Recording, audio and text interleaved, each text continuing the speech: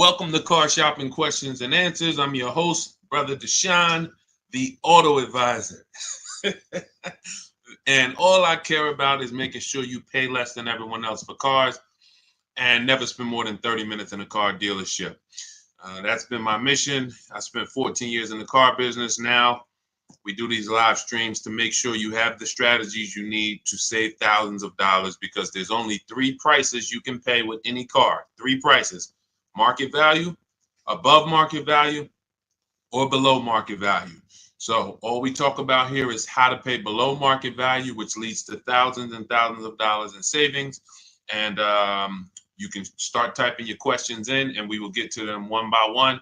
So we appreciate you actually tuning in with us. Everything what I'll be talking about on this stream is out of my new digital book. It is called Cars from Home. That's a mindset.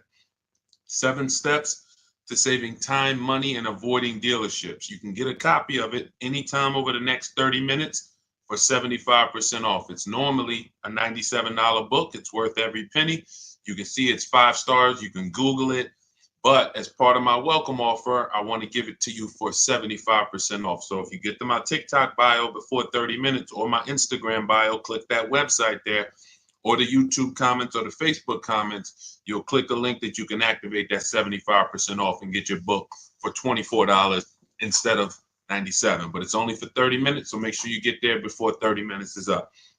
Okay, so we're going to start out with Mary's question, which is what to say if I'm asked to make a down payment. First thing you have to realize is down payments are not mandatory, and in all but 2 cases, they're unnecessary.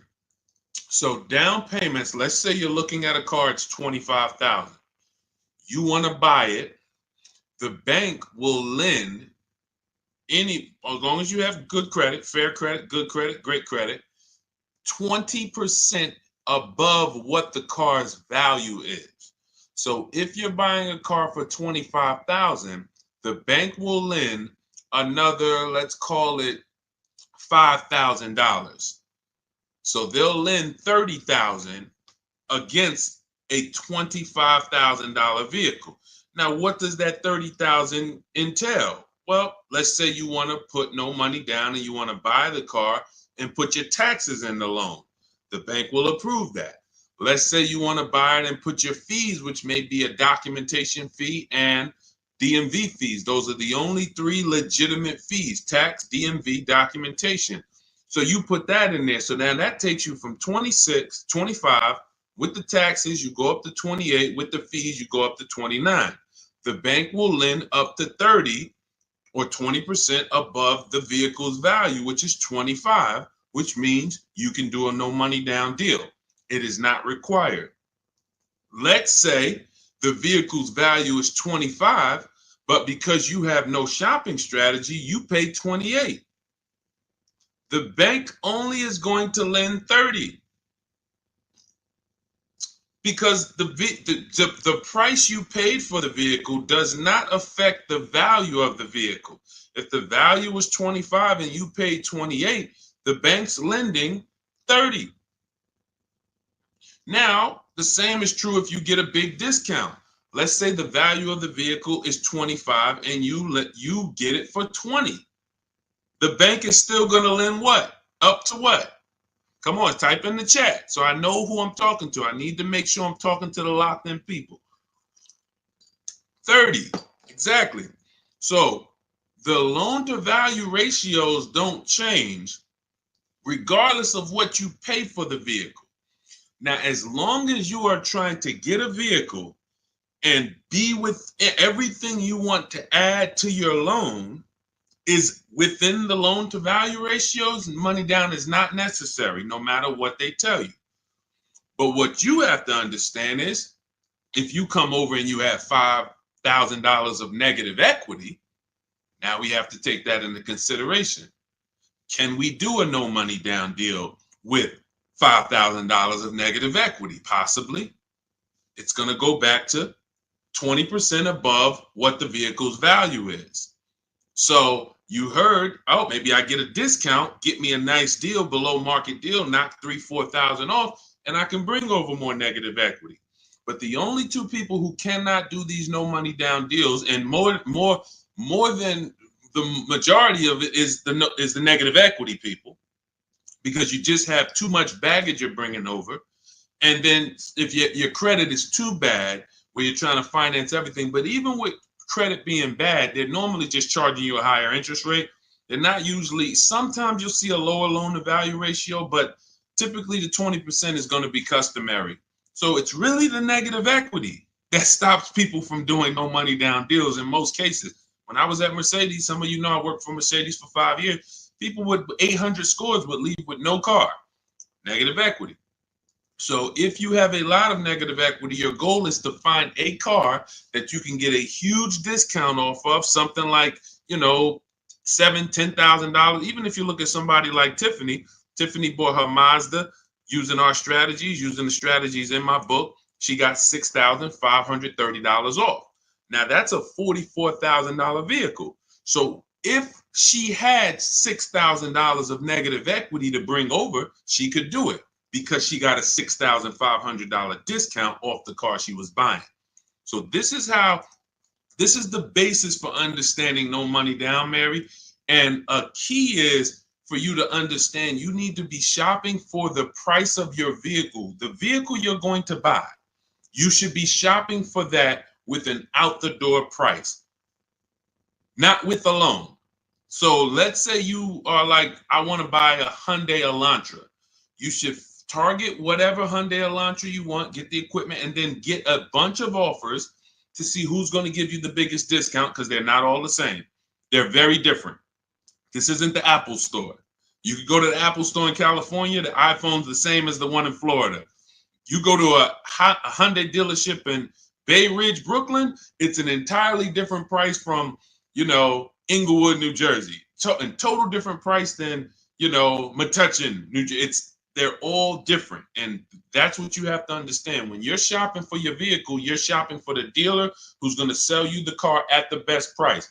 You will handle your financing, your down payment, your interest rates in a separate process. You don't want to mix those two. Okay? That's a good start for you understanding that you should not be in a position where they're telling you make a down payment, unless you put yourself in that position. You follow what I just talked about over the last three minutes, then you should not be in that position. You should understand when a down payment is not necessary. And almost anyone can do these deals with no down payment. Go ahead, Dolan. Let's shoot the next one up. Keep typing your questions. We'll keep getting to them. What's up, Josh? Thank you for liking the video. I see you. Thank you, Bianca. Welcome to the people who are shared. Malik, 621, thank you for sharing. Shout out to the sharers. I see you.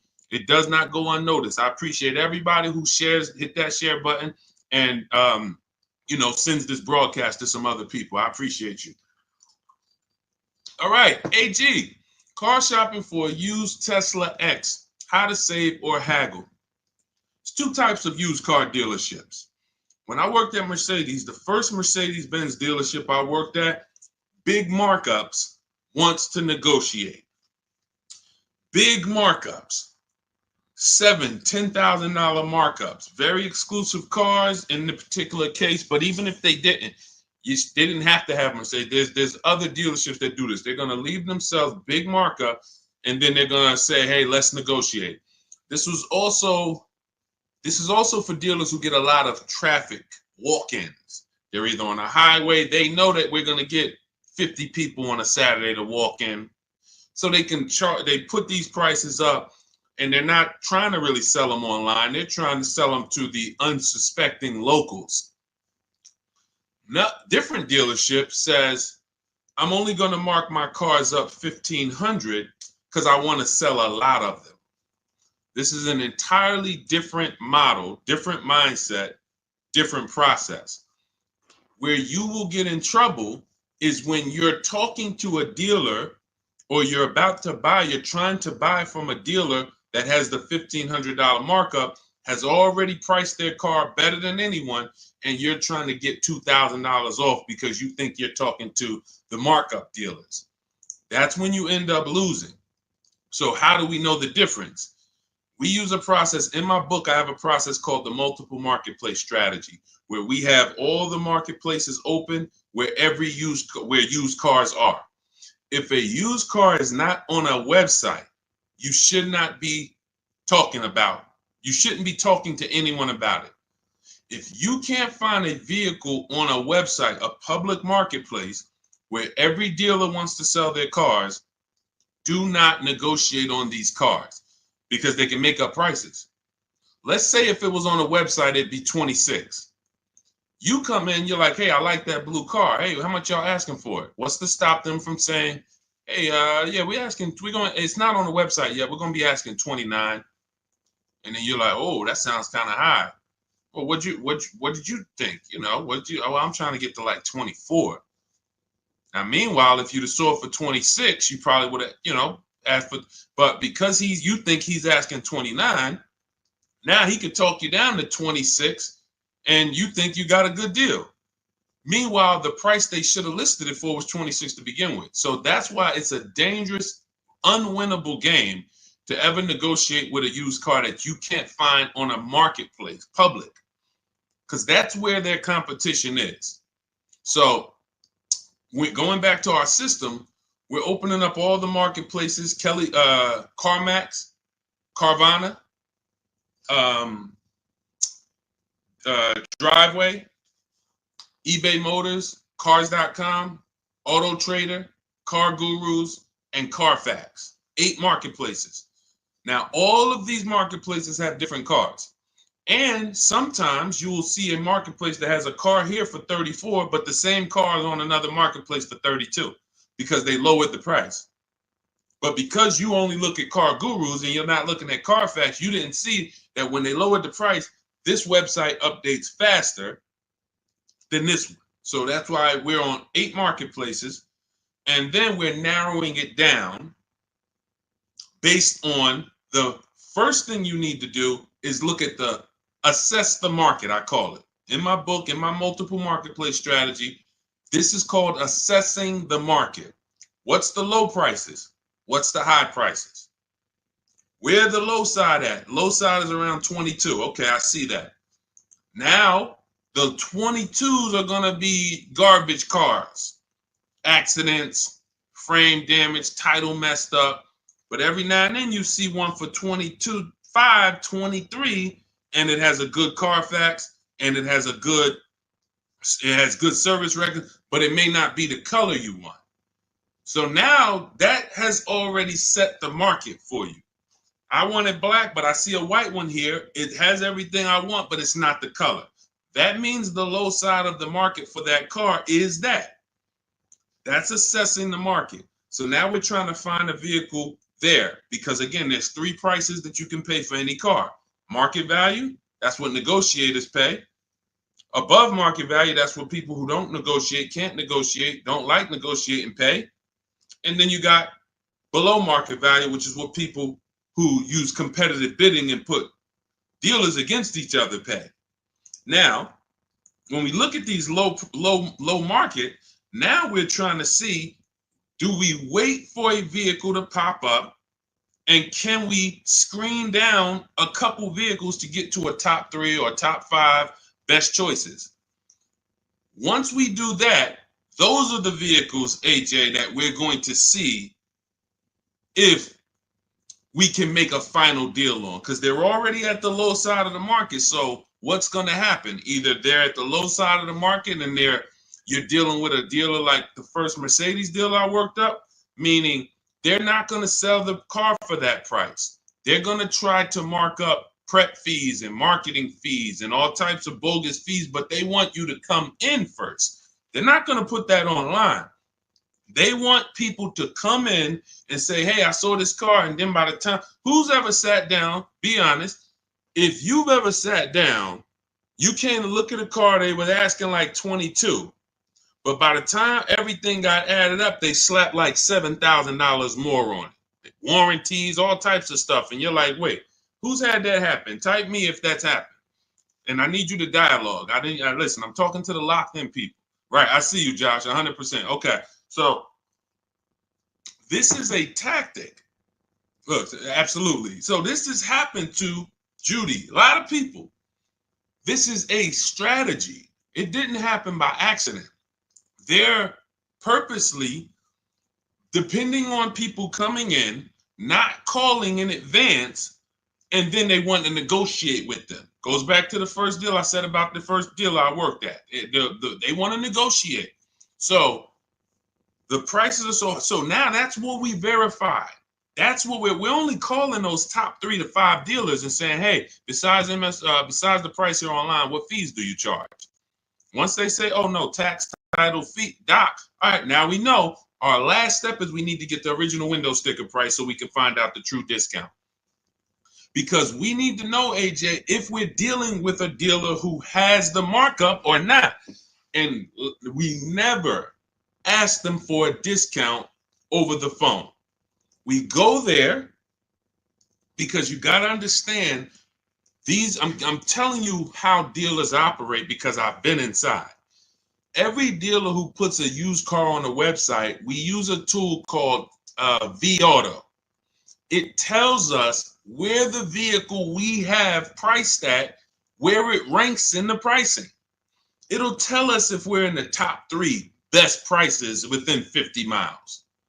It tells us that. So when you ask them for, hey, can you take off $2,000, $1,000 over the phone, especially if the car just got there, they're going to say, nah, listen, you can come in, we can see, but the car just got here.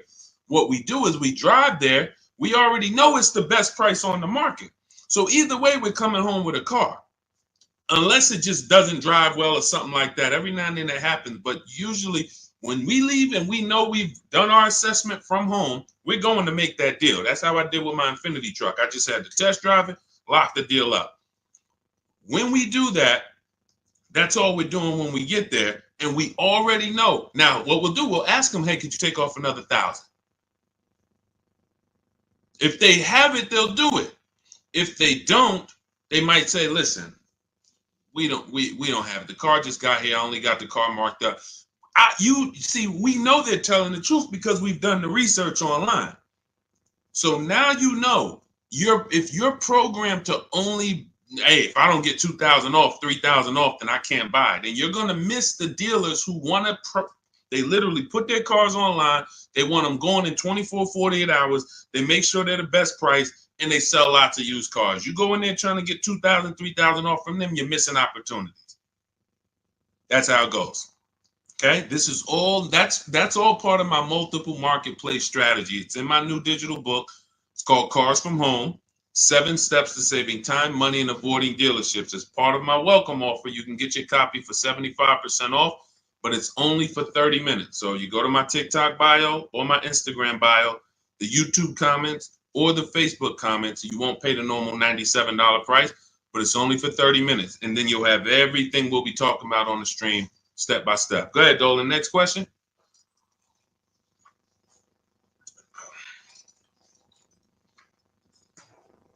Okay, Mel, what's going on? A 5-year loan to buy a 2022 Jeep Compass. Is it good to trade in for a lease now? So this sounds like, Mel, you figured out you should be leasing, not buying. And now you're like, should I make that move now? In my book, step 1 is the leasing versus buying question, because this is the foundation of your car deal. You need to know how you're going to beat depreciation.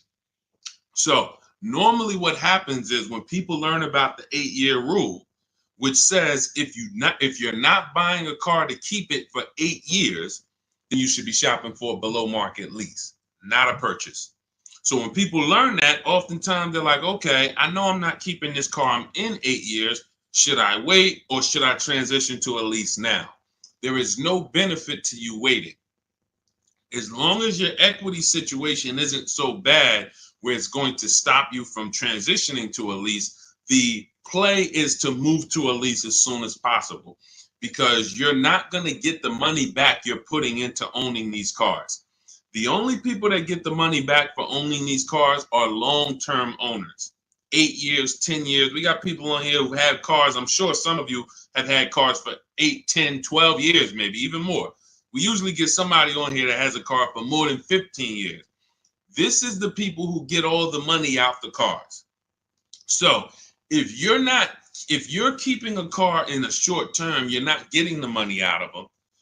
You're putting the money in, But then when you go to replace it and you see how much you're getting back for it, you're like, wait, all this money I put in, this is all I'm getting back. That's why you don't want to put the money in. And that's what happens with below market leases. You look at somebody like Zafrina. Zafrina's driving a $65,000 vehicle, Jeep Grand Cherokee. I got it here on the screen.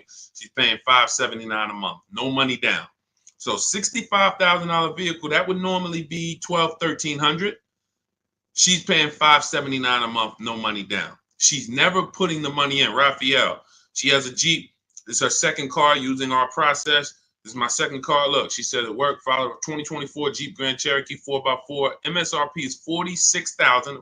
Well, it's $45,900, but let's say 46. Payments $549. That's a 1.19% lease.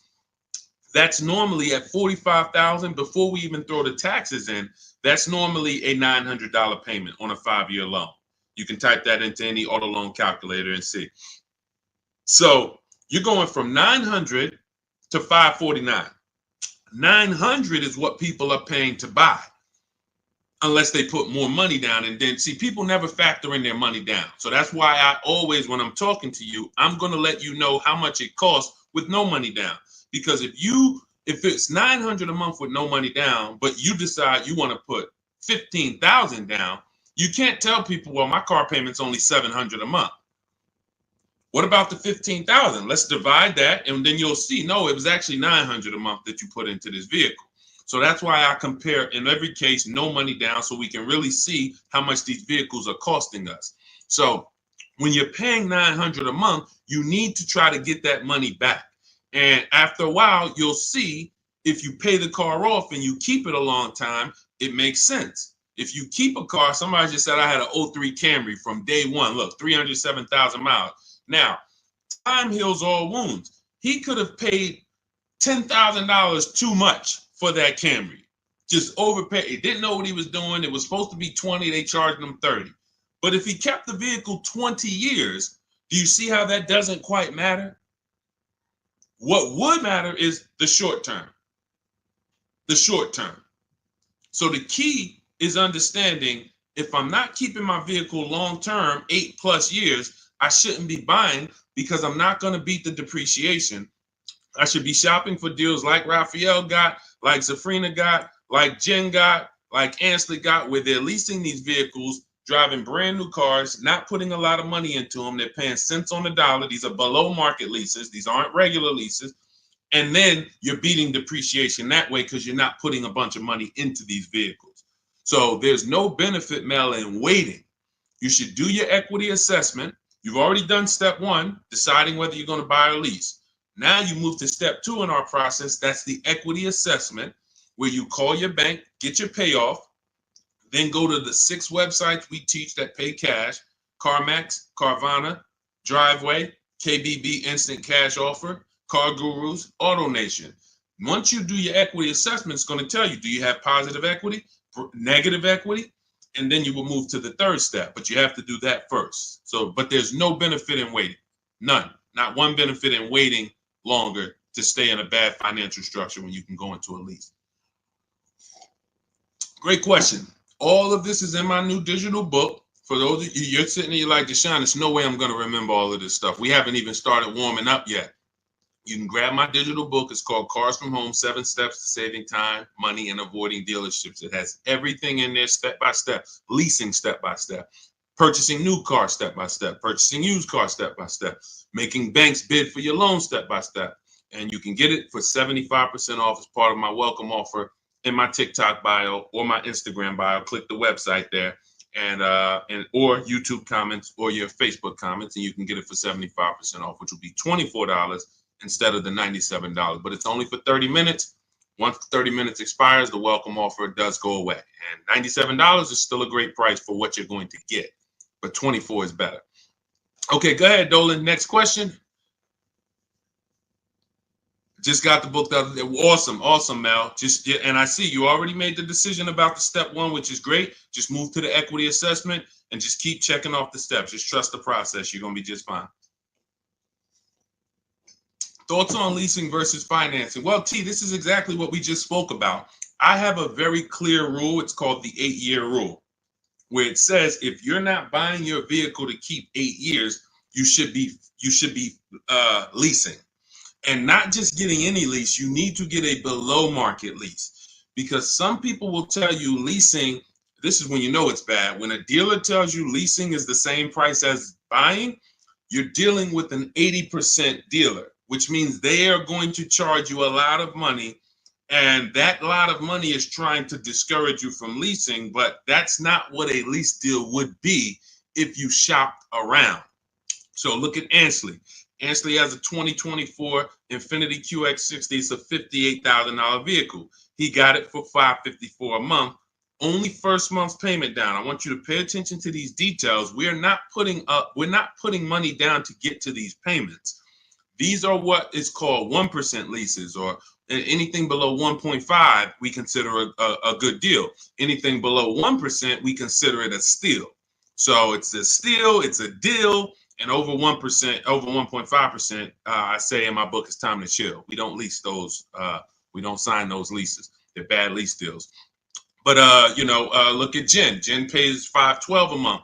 Now, normally these vehicles that they're buying would be $300 to $400 more per month if they bought them. So when you take somebody like Danielle, Danielle's Audi. It's a $45,000 Audi, 44 and change. If she bought that vehicle, she's looking at a $900 a month payment, no money down, 5 years. She's leasing it, no money down, $550. So she's paying, call it almost $400 less per month, because we didn't even put the taxes into the price of the vehicle. So if we put taxes into that MSRP, then it might be around $48,000. And her payment's probably going to be about $950 for 5 years. She's paying $550.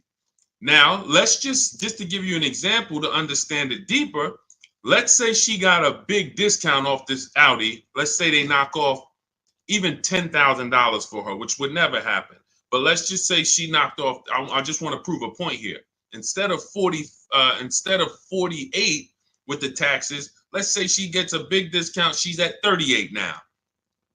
How much is the payment on $38,000? Some of you know every $5,000, and that's going to be a little, roundabout math for you to do. Every $5,000 is about how much per month? Let's talk to the people who know this. Every $5,000 on a car loan that you look at every $5,000 is about how much per month? Not 1,000, Mel. I think you typed an extra zero by accident. Yes. $100. Yes, $100. Yes, I see a lot of people. Look, thank you, Cleef. Yes, I listen, man. I love the locked in people. Shout out to the people who locked in, following, and learning from what we're talking about here, not just letting it go in one ear and out the other. So when you look at a $10,000 car, you should automatically think that's $200 a month. $20,000 car, $400 a month. $80,000 car, you should be thinking, okay, that's $1,300 a month. So when you have these parameters, you don't get in trouble and you don't let people slap you in long loans. And how my payment so low? That's because you're in a 9-year loan. So when you have these parameters, you can't be tricked. So let's go back to, if she got a big discount off that Audi, 38 instead of 48. She's still looking at a $750 payment, $775. She's paying $550. So that is an example of how it's nowhere close. Even with the biggest discount you would get off of a brand new car, a below market lease is still so much lower from an investment standpoint, from what's coming out of your household. And let's take one more scenario, and this is all tied into the 8-year rule. When I say you can make it easy on yourself and just say, if I'm not keeping the car 8 years, I'm going to shop for a below market lease. Now I'm explaining the math behind it so that there's math behind it. So all right, I didn't just pull the 8 years out of my hat and say, hey, there's math behind it. So let's look at one more scenario. Let's say Danielle, somebody says they want to get a used Audi, because there's some of you you're like, well, Deshaun, what if I buy used? Does it still make sense? Does the 8-year rule still apply? Because I'm going to knock, 20, 30% off the price. If I get it used, now it makes sense to buy, right? No, it doesn't. Let's go deep on this. So let's say Danielle, instead of 44, where her Audi is, let's say she finds a nice one for 28. 3-4 years old. I'm being generous. She finds a nice one for 28. With taxes, let's just round it out to 30. That's her all-in price. She finds her a nice 3 to 4-year-old Audi. 1 year left on the warranty, and then she's going to be on her own. $30,000. What's her payment? 5 years. What's her payment? Let's go. Type in. $30,000, $600 a month. Thank you. $600 a month. So we just took some very clear scenarios, and we took 35,000 would be 600 a month. Would be 700. Josh, 30,000 is going to be 600. Yep, you got it. I see you updated it. So now let's look at this. We have a scenario where Danielle's driving a brand new Audi for the next 3 years, $550 a month. Had she bought a brand new one with a dramatic discount, she's still be with a regular discount, she's going to be $900 a month. With a dramatic discount, she's still going to be it was close to it was 38. So 38, still close to almost $800 a month, $775. Then with her used version, if she bought a used version and got a great price on it, 28 plus tax, she's at $600. So every one of those scenarios is much more expensive than the purchase and then the lease, than the below market lease. And frankly, you can't really compare a 3-year-old, 4-year-old Audi to a brand new one. You just can't. Because you're only you're paying $600 a month, I'm paying $550, but the benefits even outweigh that. You're gonna have no warranty after a year. Anything goes wrong, you're on your own. You're going to, 3 years from now, your vehicle's going to be 7 years old. 3 years from now, I'm going into a brand new, another version, 2028 or whatever's going to be out then. So there's no comparison. When does the buyer win? The buyer wins in the long run. You can see the buyer's losing in the short term, right? In every one of those scenarios I just laid out, the buyer is clearly losing. Brand new car buyer paying $300, $400, $500 a month more than the below market lease, losing. The used person got a payment closer to the below market lease, but look what they're driving. 3-4-year-old car. It's going to have no warranty soon. They're going to be on their own. And then the majority of that time they have it, they're going to have no warranty. That is the life of the buyer. But after 8 years, the money paid starts to stack for the lease person. Because if I'm paying $550 a month, all right, let's say Danielle gets 3-4 Audis in a row. She just got 4 Audis, every single one of them, she gets below market deal $550. Below market deal $550. After she gets to year 8, she's paid more than these other people.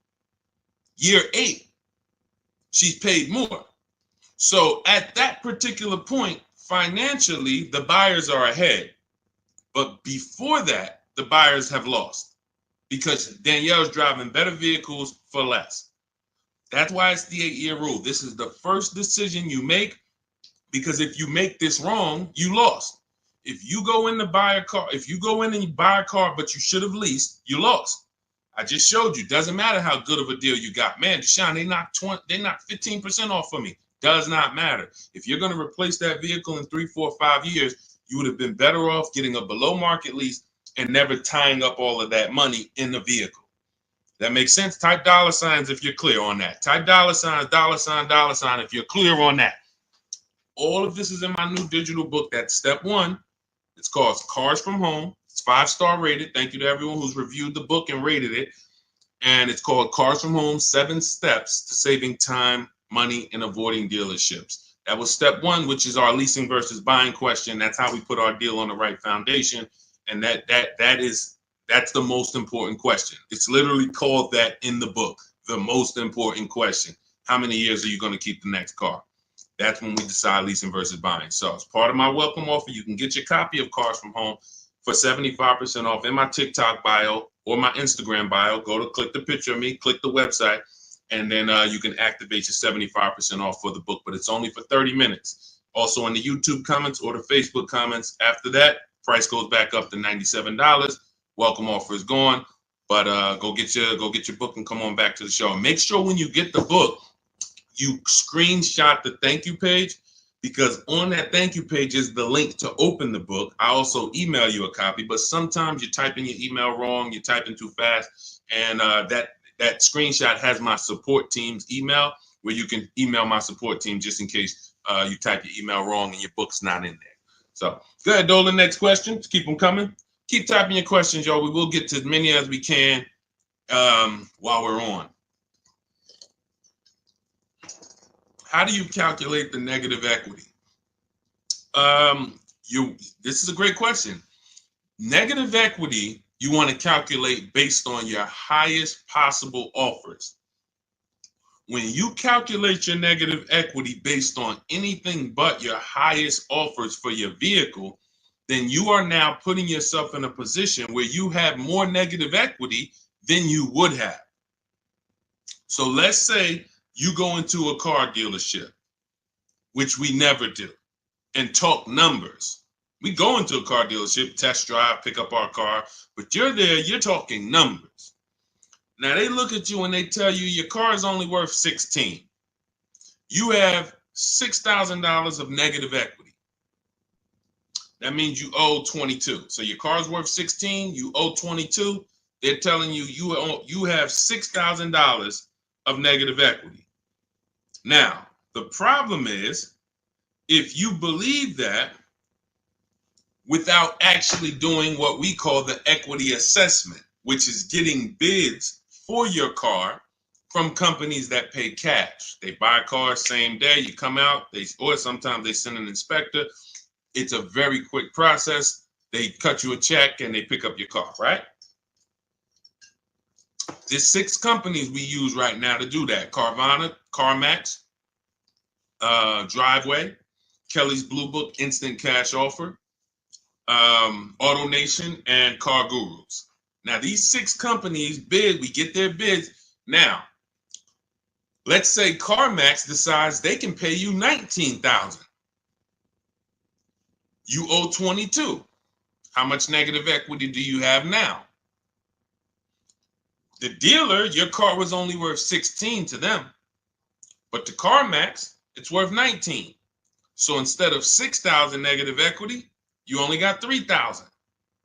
But if you didn't get the highest offers for your vehicle, your negative equity is going to appear larger. It's going to be larger. And it's not because it should have been.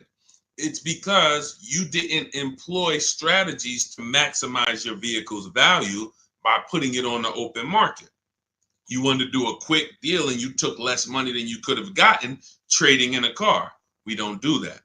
So, Mary, we do the equity assessment. That's going to tell us right then and there how much negative equity we have or how much positive equity we have. It takes 15, 20 minutes to do. Just go to those 6 sites. That's in my book, Step by Step. That's step 2, the equity assessment. Once we actually decide whether we're going to buy or lease, that's step 1. Now we move to step 2, which is the equity assessment. We don't move forward until we found out what our equity position is. Okay, does that make sense? All right, go ahead, Dolan. Next question. And some of you are going to find out that you have more equity than you thought, and you don't have to wait to sell your car. So, I've had people who thought they had to wait until the car was paid off. If you ever, you might have thought, Sean, I thought I had to have my title to sell a car. No, you don't. You can sell a car you still have a loan on. Absolutely. And the reason I know this, people think this way, because when I was at the dealership, people would walk into the dealership. I get a guy who's like, hey, is that the new version there? That's the 2020 whatever. I'm like, yeah, that's the one just came out. He's like, all right, I got 3 more payments left, and then I'm gonna come see you for that. I'm like, what? Hold on, let me talk to you. Because someone told him, and it could have been based on 30 years ago. Maybe there was a time when you couldn't sell a vehicle without paying it off and having the title. I don't know. But in this particular case, it makes no sense to run a race, pay off a car, and then turn around and go get another car. You should be leasing. Because that's one of the downfalls of leasing is you always have a payment. Now, there's benefits there, but if you are buying and you always have a payment, because literally as soon as you pay off your car, you go get another car, and then you go get another car, and you always have a payment, you've never reached the reward stage of buying. So, IG, how would you know a car is below market value? Who to believe? CarMax? No, this is not. We don't believe companies. You know a car is below market value by looking at the market and getting multiple offers. There is no quick, oh, let me plug this in and this tells me this. We don't trust anyone. There's no trusting or believing anyone. You want to assess the market. If I'm looking at a bunch of used cars and I'm looking at, okay, 2020 to 2022 Honda Civics, I can see what the low side of the market is. They're at 19. I can see the middle of the market is about 23. Then I can see these all of my other ones, they high. I need to know where the low side of the market is. If I'm leasing, everything we do with buying, if we're buying a new car or we're leasing, we use a strategy in my book called the 25 to 5. We connect with 25 dealers online. We're going to get 5 offers. This is for new cars and leases. Assessing the market for these cars comes through multiple offers. So when I look at, let me give you an example. I use an example like Teddy. So Teddy gets multiple offers. How does he know that his BMW deal is a below market deal? Says here, look, the post is a bit wordy, but I'm too pumped. I will never lease another vehicle any other way. From start to finish, this deal took 6 days. Connected with 25 dealers online. We do this in 20 minutes. I show you in my book how to do this in 20 minutes. 4 nearby states. He's on the Indiana border. I received 10 offers. I only use the scripts provided. So I provide you with email scripts, copy and paste, because I know everything these dealers are going to say. Obviously, I was a car dealer for a long time, so I know the canned responses. So I wrote the email templates to respond to them. Now, he ends up, this is a $73,000 vehicle. He closed his deal at $856 a month, no money down. Now, how does he know $856 was the below market deal for his BMW? Because his highest offer came in at $1,123. So you can see my highest offer during this process from a different dealer was $1,123.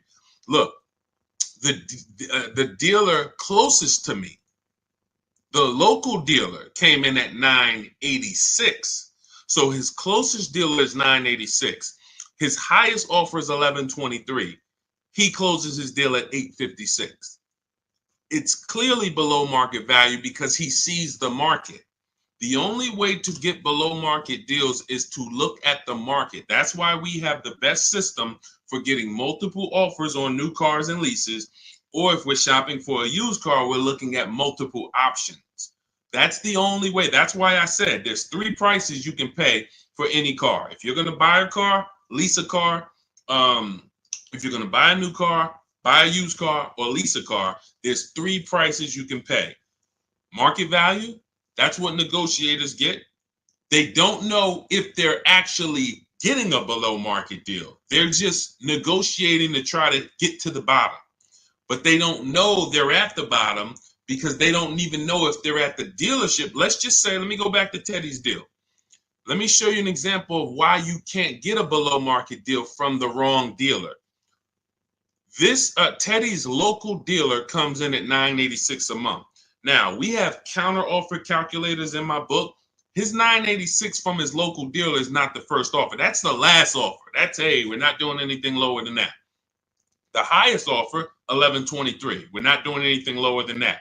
So if somebody's in there and they're negotiating with one of those dealers, they're not going to get to $856. They're at the wrong dealer. They're at an 80% dealer, and 80% dealers want to make a certain amount of money or they're not going to sell the car. If they can't make $5,000, they're not going to sell a car. $7,000, whatever it is, I'm not going below this. Meanwhile, the dealer who beat everyone's offer at $856, maybe they only made $2,000. Maybe they only made $3,000. Who knows? But the point is, they said, I don't need to make all that. I'm going to beat my competition and sell this person a car. That's a 20% dealer.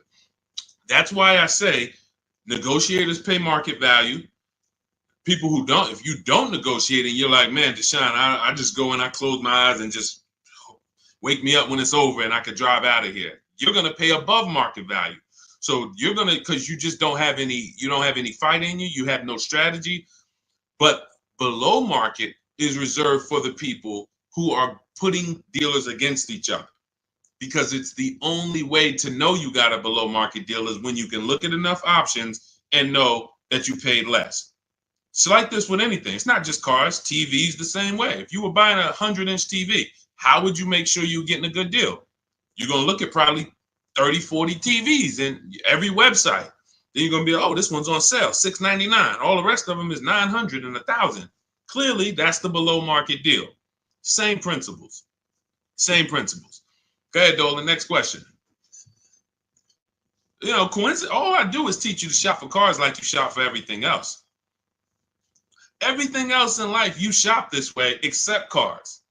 Cars, you shop a way you wouldn't shop for anything else the way you shop for cars.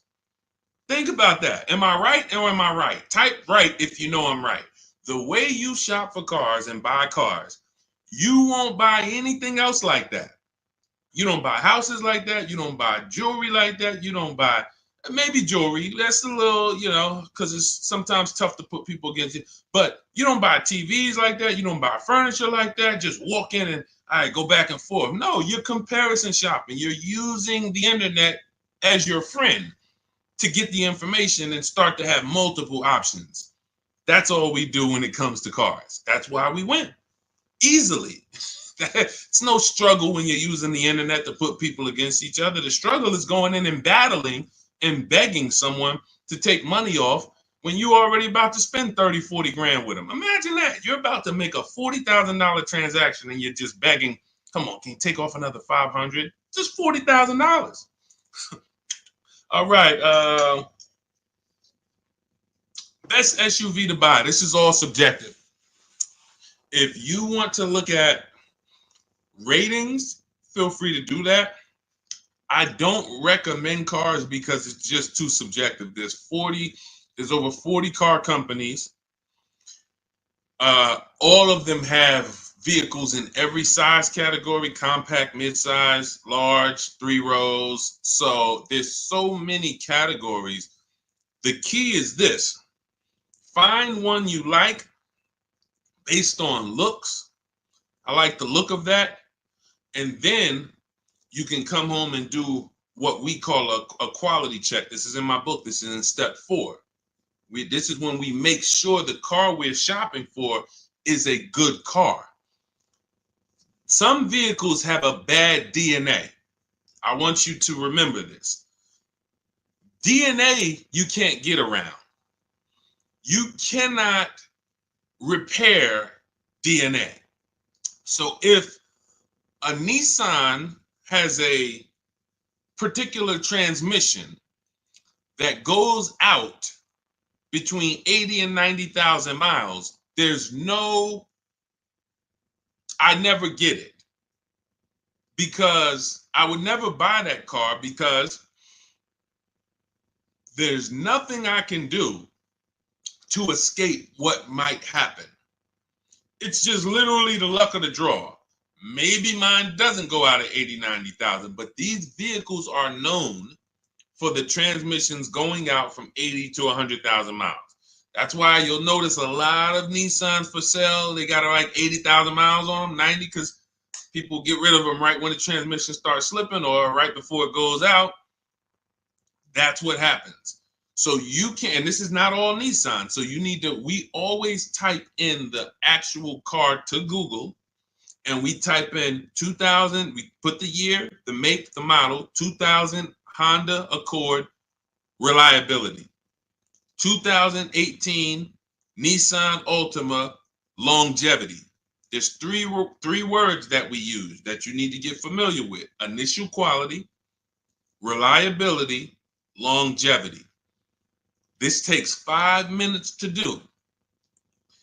Initial quality tells you, what does the data say? What are people saying about the vehicle the first 90 days?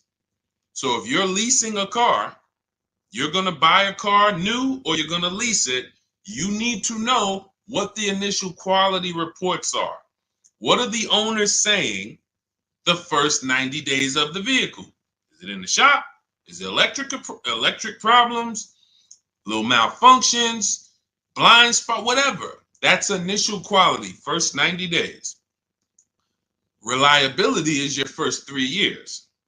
So you need to know, what are people saying about this car, not my neighbor. Not my neighbor. My neighbor owns one of them. There's 10,000 out here. What are they saying? Maybe my neighbor got a good one. You know what I'm saying? Your neighbor might have just got a good one. But I need to know, what are people saying about this vehicle the first 3 years? That's reliability. And then longevity is the long run. 7, 8 years, the engine. People, you're going to see people like Motor Trend and Vehicle Engines, all these websites that all they do is study engines and longevity. What are they saying about this vehicle? Are they saying that the transmission's known to go out? Sometimes you'll type in 2018 Kia Sorento longevity and you'll see right at the top, with proper maintenance, these vehicles are known to last 200,000 miles. That's a good sign. Now all we need to do is make sure we're getting a good one that has been properly maintained. But that's the DNA. So when you ask the best SUV to buy, my goal for you is to avoid the vehicles that have bad DNA. They have bad data. Could be a year. Could be the 2018 was trash, but then they saw that the 2018 was trash and they changed it, and then they made a better 2019. So it's all up to the year. I appreciate it, Rob. Thank you so much. Go ahead, Dolan. Next question. That's in step 4. See, that's shopping, not buying. We have 7 steps in our process. Most important question, step 1, equity assessment, step 2, deal focused budgeting, step 3, shopping, not buying, step 4, multiple offers, multiple options, step 5, paperwork and protection, step 6, and delivery is step 7, pickup or delivery. That's it. So everything I'm teaching on the stream is always going to be out of one of those steps. And for those of you who have the book, here's what you should always be asking yourself. Where am I at in the process? What step am I at in the process? Because you've come from not having a process. So you don't know what to do first. Should I be thinking about my trade-in? Or, oh, matter of fact, wait, he said don't trade. And then, all right, when do I get my loan? Do I get a pre-approval? You don't know where these things go, what order they go in. But I do. That's why we created a 7-step process that accounts for everything.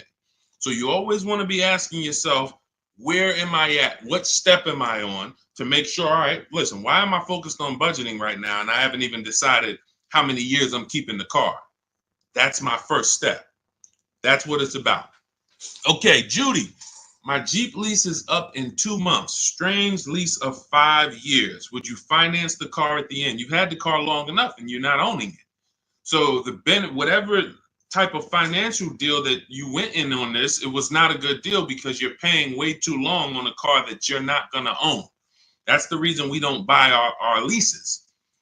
We don't do 4-year leases. Paying too much, unless you're paying like $200 a month or something ridiculously low, where you add up all the payments, add them all up. Look at it. All right, I gave them $2,000 up front, and then I paid $400 a month, and I've been paying $400 a month for 5 years. That's 60 months. All right, wow. All right, I paid them a lot of money. Add that up, and you'll see, compared to the MSRP, I paid way too much for this car that I'm giving back. So that's why I wouldn't suggest you buy it, because if you're not going to keep it long term, normally with a lease, it's broken into 2 sides. It's a part you're going to use, and then it's a part you're giving back to them. You're not paying towards that part. Let's say it's 50-50. You could stretch your side out. You got to pay half this car. You could stretch that out for 4 years or 5 years. But it has nothing to do with that back end. You're still going to owe. If you want to buy this thing, you still got that other half. So I don't know what your lease deal is, but if it's structured like a normal lease, you've just broken down your side.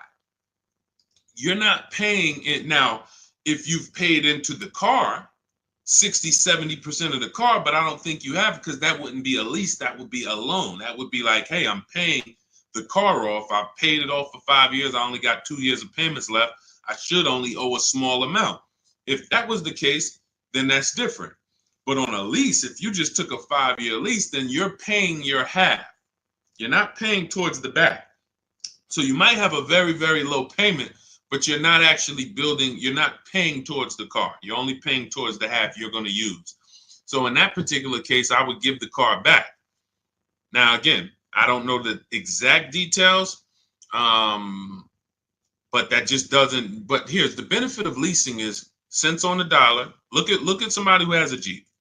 You can see here, Raphael got her Jeep. It's a $46,000 Jeep. She's paying $549 a month, no money down. So she's putting into this car $549. Let me do some math. This is why when we get away from these structures, it doesn't make sense anymore. $549 times 36, that's $19,700. Now, going back to her deal, the vehicle itself is $45,900 plus tax and fees. She's going to pay $19,000 over 3 years. That's less than what the vehicle would normally depreciate. So her vehicle that's 46 minus 19, about 27 is what's left, not to mention her tax. This is why you have to be judging the lease deal. Leasing is all about, I need a low payment and I need to pay less than I would have tying up all of this money. So once we get into these long leases, we've defeated the purpose. We've defeated the purpose of leasing. So I wouldn't finance the car at the end, Judy, unless you look at your deal and you can see that you only owe like another 10 grand or something, or 12 grand. Then okay, maybe you do pick it up on the back end, but then you should have equity, because if it's going like a normal loan and you've been paying for 5 years, you should do your equity assessment. You have equity, but if you're in a 5-year lease, you won't have equity. All right, it's just, that's a strange structure for sure, like you said, and never do it again. Unless I'm wrong about it, that's just not something that you want to do again. And hopefully you had a super low payment and you just kept the payment low for 5 years. But again, you're in the same car. There's no warranty. It's just, let's do something different. There's much better ways to benefit financially and drive, nice vehicles. Yep, you got it, Elaine. Thank you. Thanks for always tapping in. I always see your comments on my videos. I appreciate it. Go ahead, Dolan. Next question. Okay. Rita, what have you heard about the 2024-2025 Nissan Kicks? I would look at what we said over the last 7-8 minutes when we're checking the DNA of a vehicle. I ran down how we check reliability, initial quality, and longevity, and I would let it go from there. I don't give my opinions on cars. Now, what I do is I'm preparing these top 5 reports. So that's something we want to launch big in the next 2-3 weeks. We want to start giving you, based on the data, what are the top 5 worst SUVs, compact SUVs? What are the top 5 worst luxury cars? What are the top 5 best compact luxury cars? So we want to give you those things based on data, but that's not my opinion. You don't want to take someone's opinion on a car. You want to go where the data goes, because the data polls tens of thousands of people who have the car, and they report, this is what people are saying. This is what most people are saying. And that's all we want to focus on. But what I do, Rita, is go back into the YouTube video, rewind about 7-8 minutes. You'll hear my whole layout of how we check reliability, dependability, initial quality, longevity, how we check the DNA. That's checking the DNA of the car. And that's what's super important. You don't want to end up with a car that's in the shop every 3 months. I could teach you to get paid less than everyone. Yeah, all right, you use the strategies, you paid less than everyone. But what does it matter if you have a car that's now, every time you go out, check engine lights on, every 3 months, check engine light. What is this? So make sure you do that. Okay, and this is all in my new digital book, Cars from Home, 7 Steps to Saving Time, Money, and Avoiding Dealerships. We're talking about a piece of step 4, which is shopping not buying. The reason it's called shopping, not buying, is because shopping is deciding what you want. Now, you're not taking enough time to do that. You are letting people rush you in a lot of cases. And now, once we decide what we want, it only takes us 90 minutes to get it. You saw what Ansley said. He got his deal, Teddy, 6 days. I got my below market deal. Ansley, he got his Infinity truck. Look, he said, I started the process Saturday. I accepted a deal Monday. It's quick. By the time we hit the market, we are seeing below market deals like that. So it's not even a matter of needing a month or 2 or 3 to be able to do this. Now, if you have time, you can watch the market, because deals change every month. So you can watch the market and see, okay, let's see the lease deals next month. Let's see where the used car price is going next month. Are they going down, up? So if you have time, that's a benefit. But even if you have a week, you can still get a below market deal. So that's step 4, shopping, not buying, deciding what you want. And when you do this the way I'm teaching you, you'll never worry about getting a car and then 3 months later you're like, man, I don't like this car. I need to replace it, which is a loss, because you're going to lose money, because you already depreciated the car. Now you're trying to replace it. So you're going to lose probably 15% of the value, whatever you paid for it. So we don't want to do that. You want to take the time to shop. You want to choose your vehicles wisely, test drive them, and you want to enjoy the process. And you will enjoy the process when you stop mixing buying with shopping. Let me say that again for those in the back. You will enjoy the shopping process, which is deciding what you want, when you stop mixing that with buying. Hey, Charlie, we're going out this weekend. You and your mother, we're going to go test drive some cars. We're going to go see the Nissan. Then we're going to go to the Chevy dealership. And I want you to sit in the back, and I want you to make sure that you can get all your football equipment back there. We're going to look at like 3 different vehicles. Oh, that sounds good. That sounds good. Now you're at the first dealership. You see it. Okay. All right. What do you think, Charlie? This is nice. But yeah, this is nice, Dad. I like it. Let's go see some other ones. Next thing you know, the salesman says, hey, well, we got a sale today. So 1-day sale. Oh, now you're sitting down. Now you're sitting down. What are you talking? Well, Dad, what's going on? I thought we were going to the other dealerships. Yeah, son, hold on. Me and Daddy and Mom, we're working a deal here.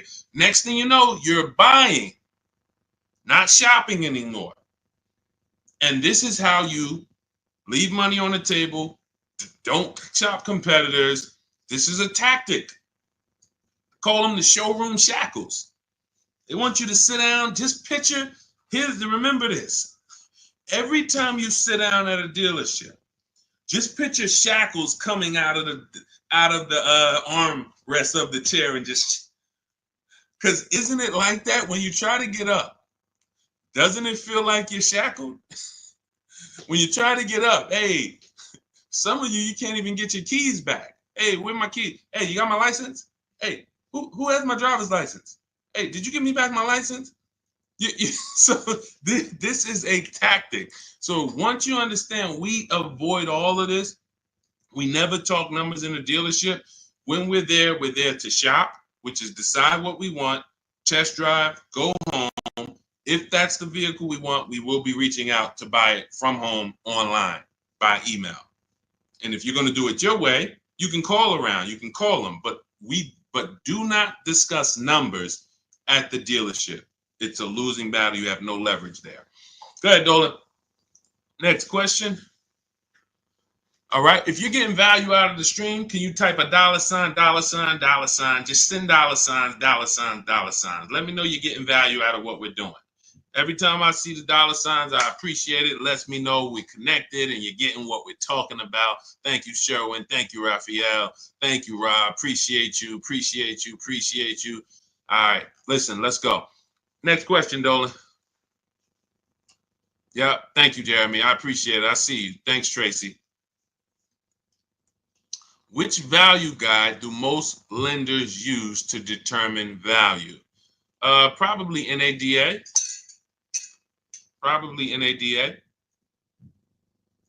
But you should be shopping for below market deals. You could, if most people are paying 25 and the bank's using 25 as the value of the car, I don't want to pay 25. Why do I want to pay what everyone else is paying? So using the strategies we're discussing, multiple offers, low market, everything we're doing, you're in a scenario where when you pull up to someone with the same car, you've paid 2, 3, 4,000 less than them if they got market value. If they paid above market value, you might have paid 6,000 less than them. And this happens. Unfortunately, it happens sometime at one dealership. I remember I was at a Mercedes dealership and a customer comes in, he's going nuts. He's like, hey, I got an E-Class. Me and my neighbor, we go out to dinner the other night. We got the same car. I'm paying $200 more than him a month. He was pissed off. Now, how does that happen? One person paid above market value. Maybe the other person paid below market value or market value, but it's a $200 spread. Same vehicle. So when you're using what we're talking about, what you're learning in my book, what I talk about on these streams, you are not anywhere near what lenders should be looking at you and saying, man, that's be good. I don't know how you got the vehicle for that price, but that's a good loan to value ratio. In case the vehicle gets totaled, we know that we're in a good position. We know, rather than, hey, this guy has a vehicle, it's worth 27, but he bought it for 28. He's cutting this thing close. He needs gapping. So, all we care about is below market. We're not interested in none of these high prices, and how bad they are for other people, unfortunately. Go ahead, Dolan.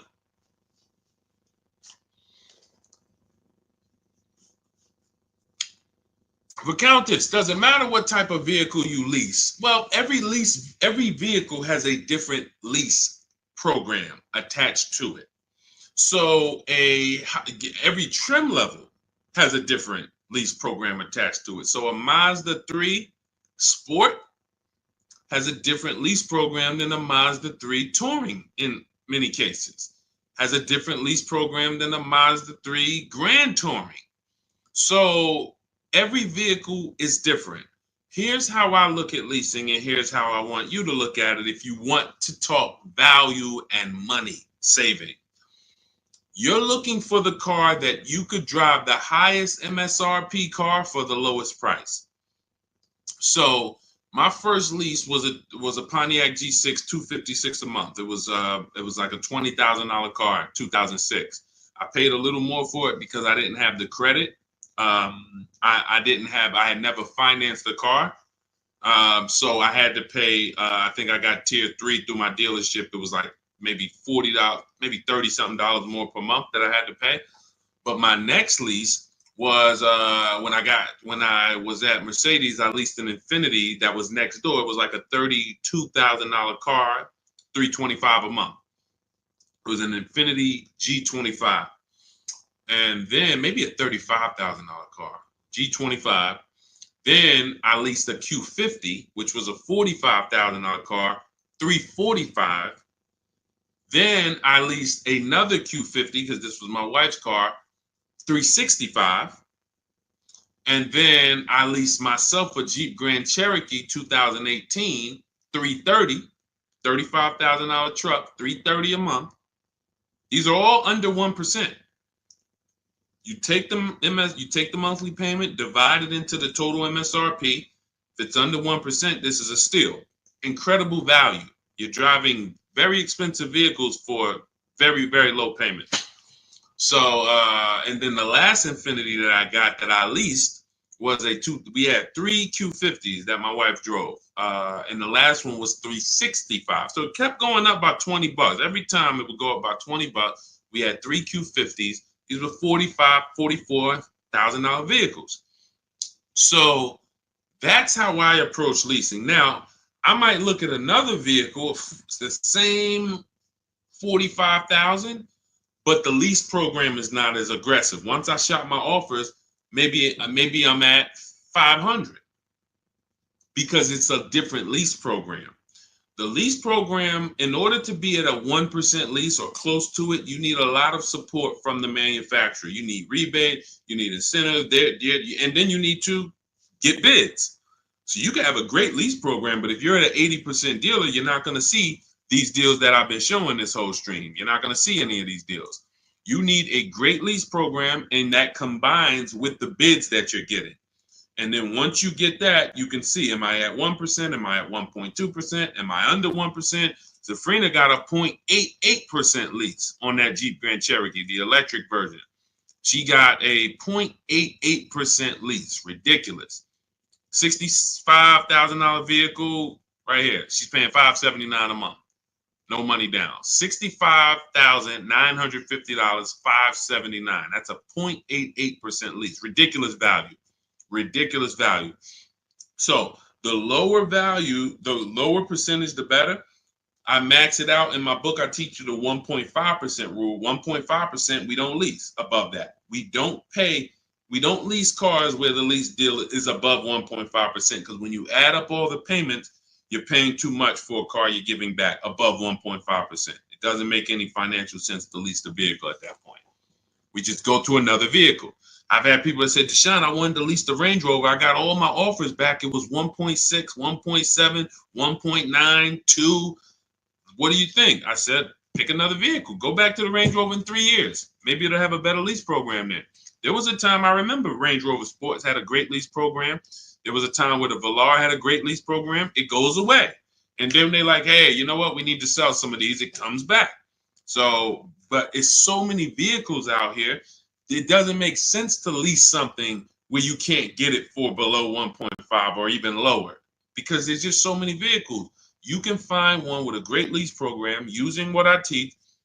Every vehicle you shop, it's only going to take you 90 minutes to see the market. Once you get to step 5 in my process and you're actually shopping the market for lease deals, it only takes 90 minutes to go to the websites, copy my scripts, and then get the offers back. So you can do this for 3-4 vehicles over a weekend if you want. But that's what you need to do. And then you determine what's the best value for me. Simple. I'm only leasing vehicles that I know I can drive them for cents on the dollar, and they're expensive vehicles. I don't even do 1.5. Sometimes you'll see somebody, they really like a vehicle. I always say, if you really like a vehicle, you shouldn't be leasing. If you're leasing, you don't love a vehicle. So let's put that out there. If you're switching vehicles every 3, 4, 5, 6 years, you don't love the vehicle. People who buy their vehicles to keep 8, 9, 10 years, then we can talk about love. But leases, they so fast. You lease a vehicle in 2.5 years, you got to start thinking about what I want next. 2.5 years, what I want next. So there's no love here. You just find something you really like that has a great lease program where you could pay these low prices, and then you move on and you do it again in 3 years. Don't fall in, that's what leasing is about. All right. So, and look, I saw somebody say that Audi, there's no rhyme or reason. All you can do is pick a vehicle, shop the market. There's no Audis have the best lease deals, Jeep Grand Cherokee, because look at how many vehicles are within Audi. You have the Audi A4, and then I told you have different trim levels. You have the Premium Plus package. You have Audi A6. You have the Honda EX, EXL, Touring. These are all different lease programs. So there's no way for you to say, oh, well, I know Jeep Grand Cherokee Limited, they have a good lease program. No, you pick a vehicle, shop the market. None of these people who got these lease deals thought that, none of even the people who purchased. No one, Sean saves 20 grand off his F-150 Lightning. He didn't know he was going to save that much money. Kimberly, Maserati, she gets $21,000 almost off the vehicle. She didn't know that. She didn't pick the Maserati because she knew she was going to save $20,000. She said, hey, Maserati's my first choice. Let me go shop for it. Oh, below market deal on this is $20,000 off. That's the way it works. Look, at the time last year, Eddie bought this 2023 Toyota Camry hybrid. They were extra hot at the time. He shops his best offer at that time is $2,086 off of MSRP. They had no rebates. He got multiple offers, and he said there were several dealers still charging MSRP over MSRP. Now, the market's changed on these in a year, but at the time, that was the below market deal. So no one goes in knowing how much a below market deal is going to be. You pick your vehicle, use my strategies, you get your offers, 24 hours, 48 hours, you have all the offers, you can see, how does it look? You got 5 offers, 7 offers, how does these look? Oh, wow, I'm saving $6,000. That's the best offer. All the other ones are saving me less than that. Oh, here, I'm saving 10 grand. Then you make your decision. Simple. And once you know how quick it is to actually do this, it's going to blow your mind, because you're going to say, any vehicle I'm considering, I can shop the market on it in 90 minutes and know what the below market deals are. Very empowering. So everything you're learning is out of my new digital book. It's called Cars from Home: 7 Steps to Saving Time, Money, and Avoiding Dealerships. This is a 7-step process for below market leases, below market new cars, below market used cars, step by step, A to Z. There's nothing left to chance. You can get your copy of it for it's normally $97, but 75% off, as long as you get to my TikTok bio before the 30 minutes is up, or my Instagram bio, or the YouTube comments, or the Facebook comments. That's my welcome offer. It's a digital book, so it will be in your inbox immediately. As soon as you get your book, make sure you screenshot the thank you page, because that does have my support team's email, just in case you type your email wrong. We can't email a book to a wrong email, so you could always reach out to my support team. And also on that page is the link to open the book. So as soon as you get it, you might want to open it, save it to your computer, but save the master link, because anytime I update the book, you actually get the updates. A couple months ago, Vroom went out of business. Vroom used to be in our equity assessment, used to be on our used car marketplace reports. They go out of business. We got to delete them. I went into the file, removed Vroom. Everyone who opened the book after that never saw Vroom again. So you keep the master link. That way, when I update the book, you get it. I don't charge for updates.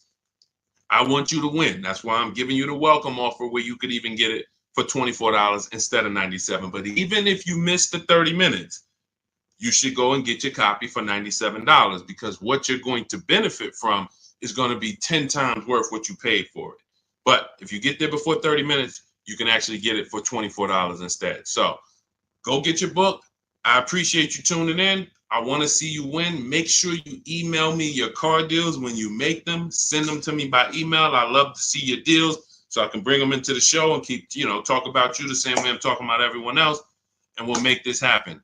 Keep unlearning. Leave everything you learned at the door. When you get my book, don't bring any of your old ideas to me. Trust our process. Leave all of that old way at the door, and your success is guaranteed. So I'll see y'all on the next stream. God bless you.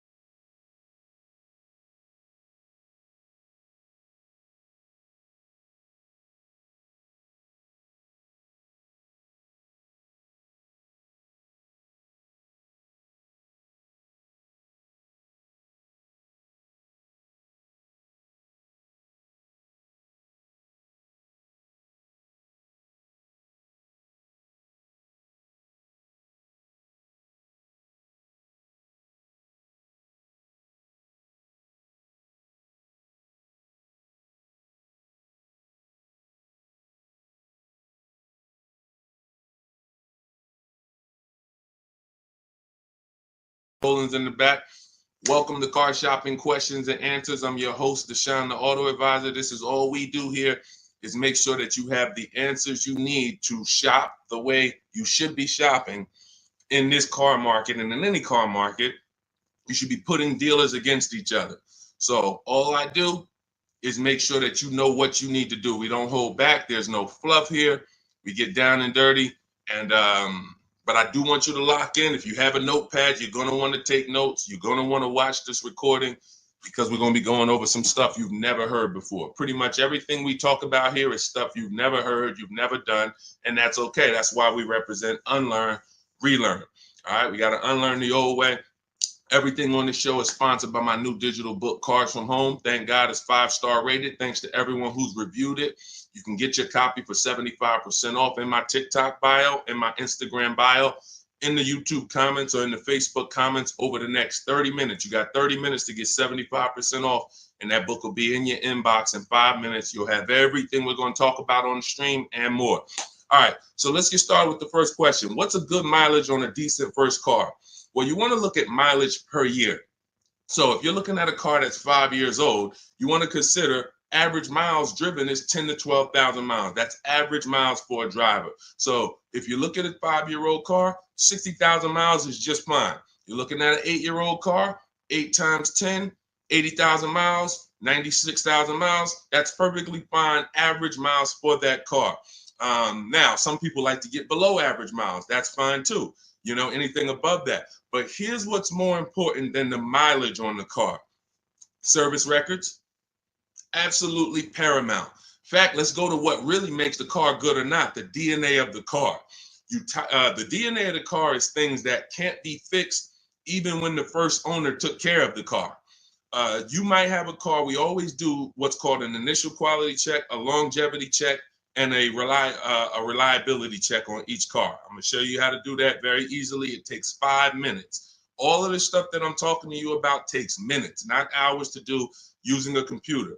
So when you said the DNA of a car, that's something that can't be controlled because they made it that way.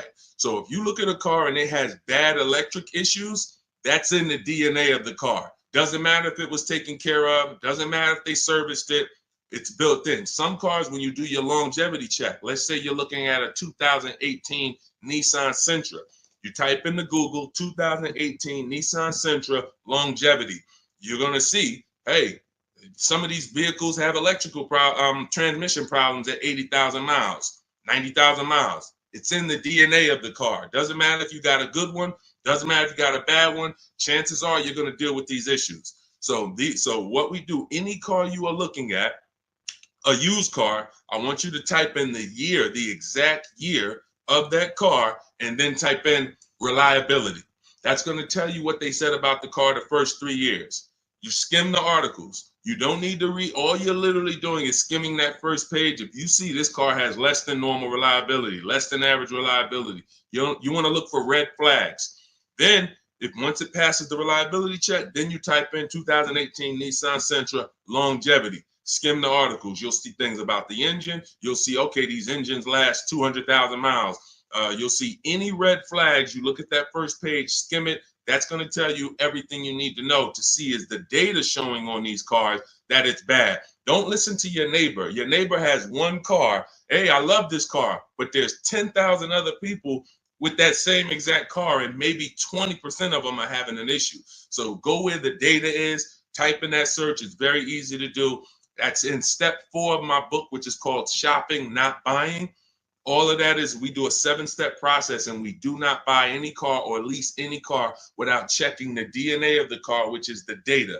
That's more important than the mileage on a used car. Great question. Let's go. Keep typing your questions. We'll get the next one. All right, we'll get the next question. All right, let's go. Is it better to say I have a trade-in or not? Great question. We don't use the word trade-in. That's actually a curse word here, because I'm going to tell you this. If you had this phone, will you get more money? I want everybody to lock in. Stay close to your keyboards. We're going to go through as many questions as possible. If I had this phone and I wanted to sell it online, would I get more money selling it online, or would I get more money trading it in for another phone? Type into the comments. Would I get more money for this phone selling it on the open market or trading it? Sell or trade? Thank you. Sell. Okay, shout out to the people that are locked in. So that's a good indicator of why trading does not get you the most money. Trading is a convenience thing. Now, we used to have to sell our cars privately if we wanted to get more money. Used to have to list them on Facebook Marketplace, have a bunch of people come by your house. They're driving it. Hey, you mind if I look under the hood? Strange people. We don't have to do that anymore. Why? Because there's big companies that cut cash checks for our cars, and it's easy to find them. I'm going to give you the 6. CarMax, Driveway, Carvana, Kelly's Blue Book Instant Cash Offer links you to a local dealership to get a cash offer. AutoNation links you to a local dealership to get a cash offer. Car Gurus link you to a local dealership for a cash offer. This takes 20 minutes. This is step 2 in my book. I call it the equity assessment. You have to maximize the value of your current car. You're also going to learn that we don't mix transactions here. What does that mean? Whenever you do a trade-in, you're doing 2 transactions with one dealer. What does that mean? Every time you buy a car from a dealer, that's 1 transaction you did with that dealer.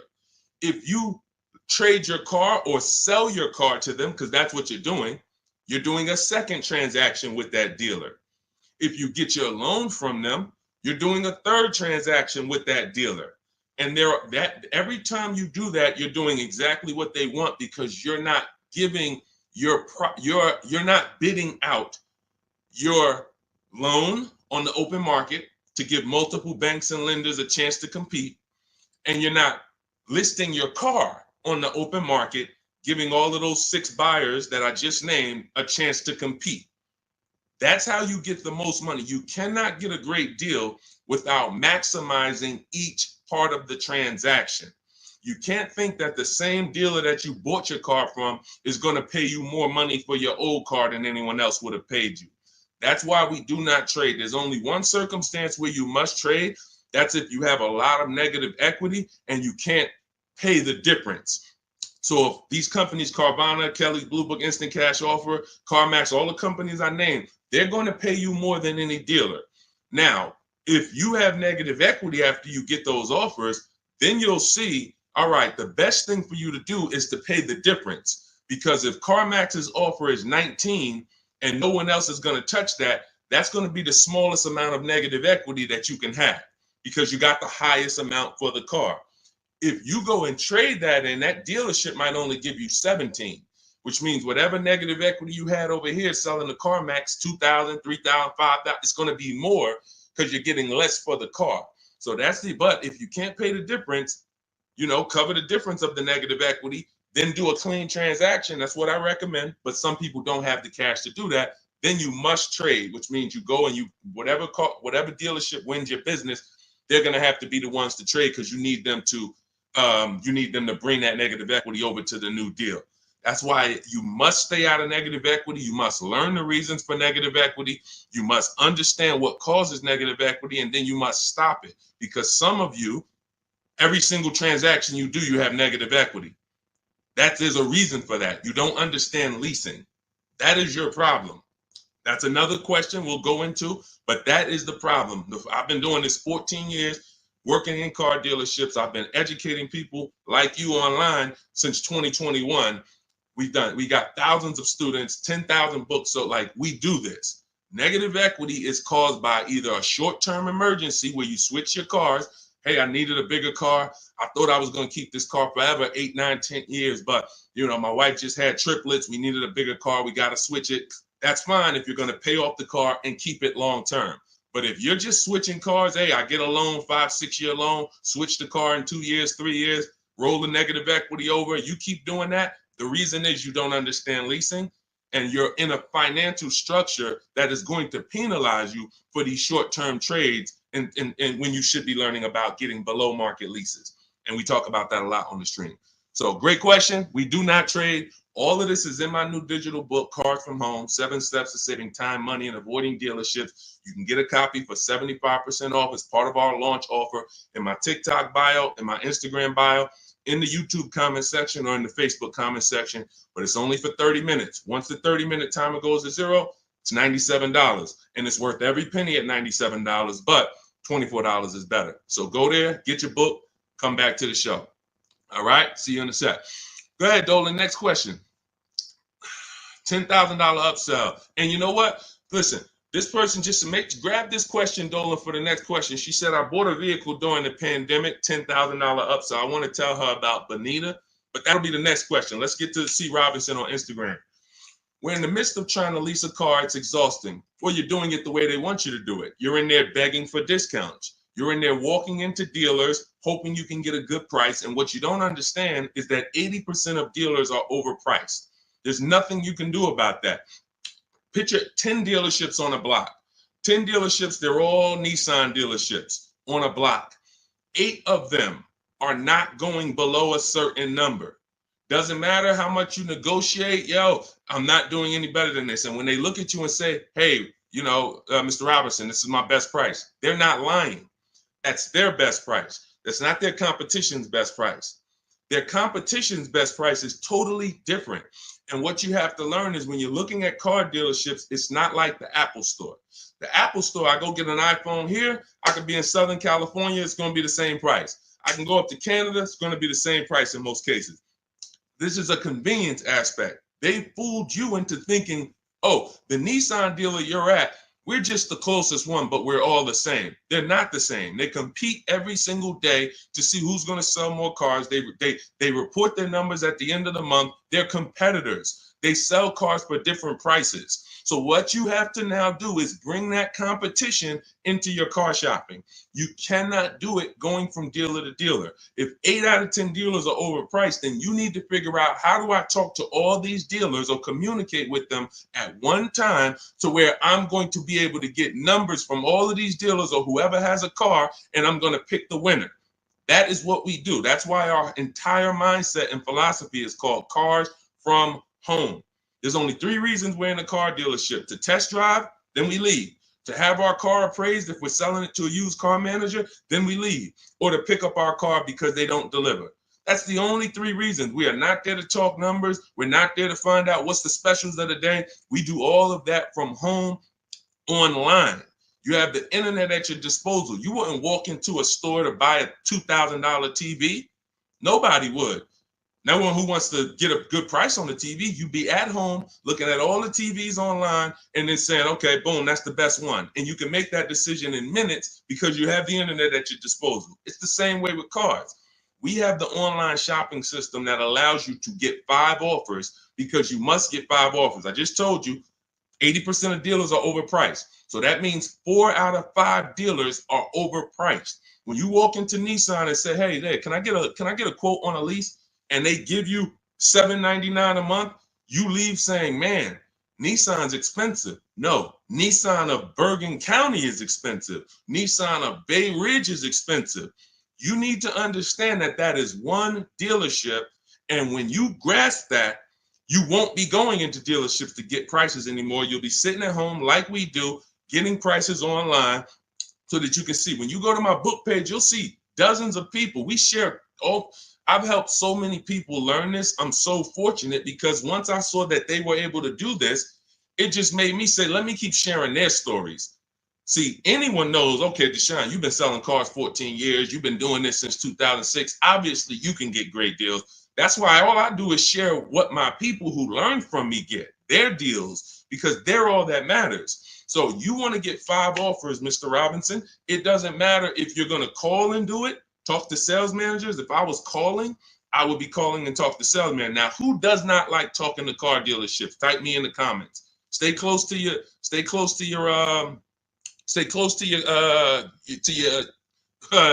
keyboard because I need to interact with you guys.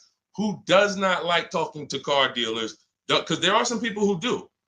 When I was in Mercedes, it was some people who used to pop into the dealership every 2 months. They just come in. Hey, what are you doing here?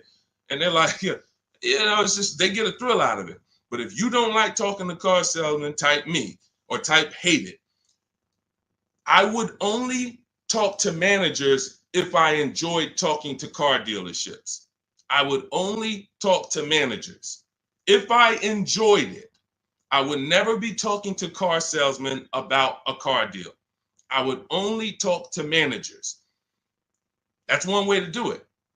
But it's not as easy as our way. Now, if you're not going to use my book, talk to managers.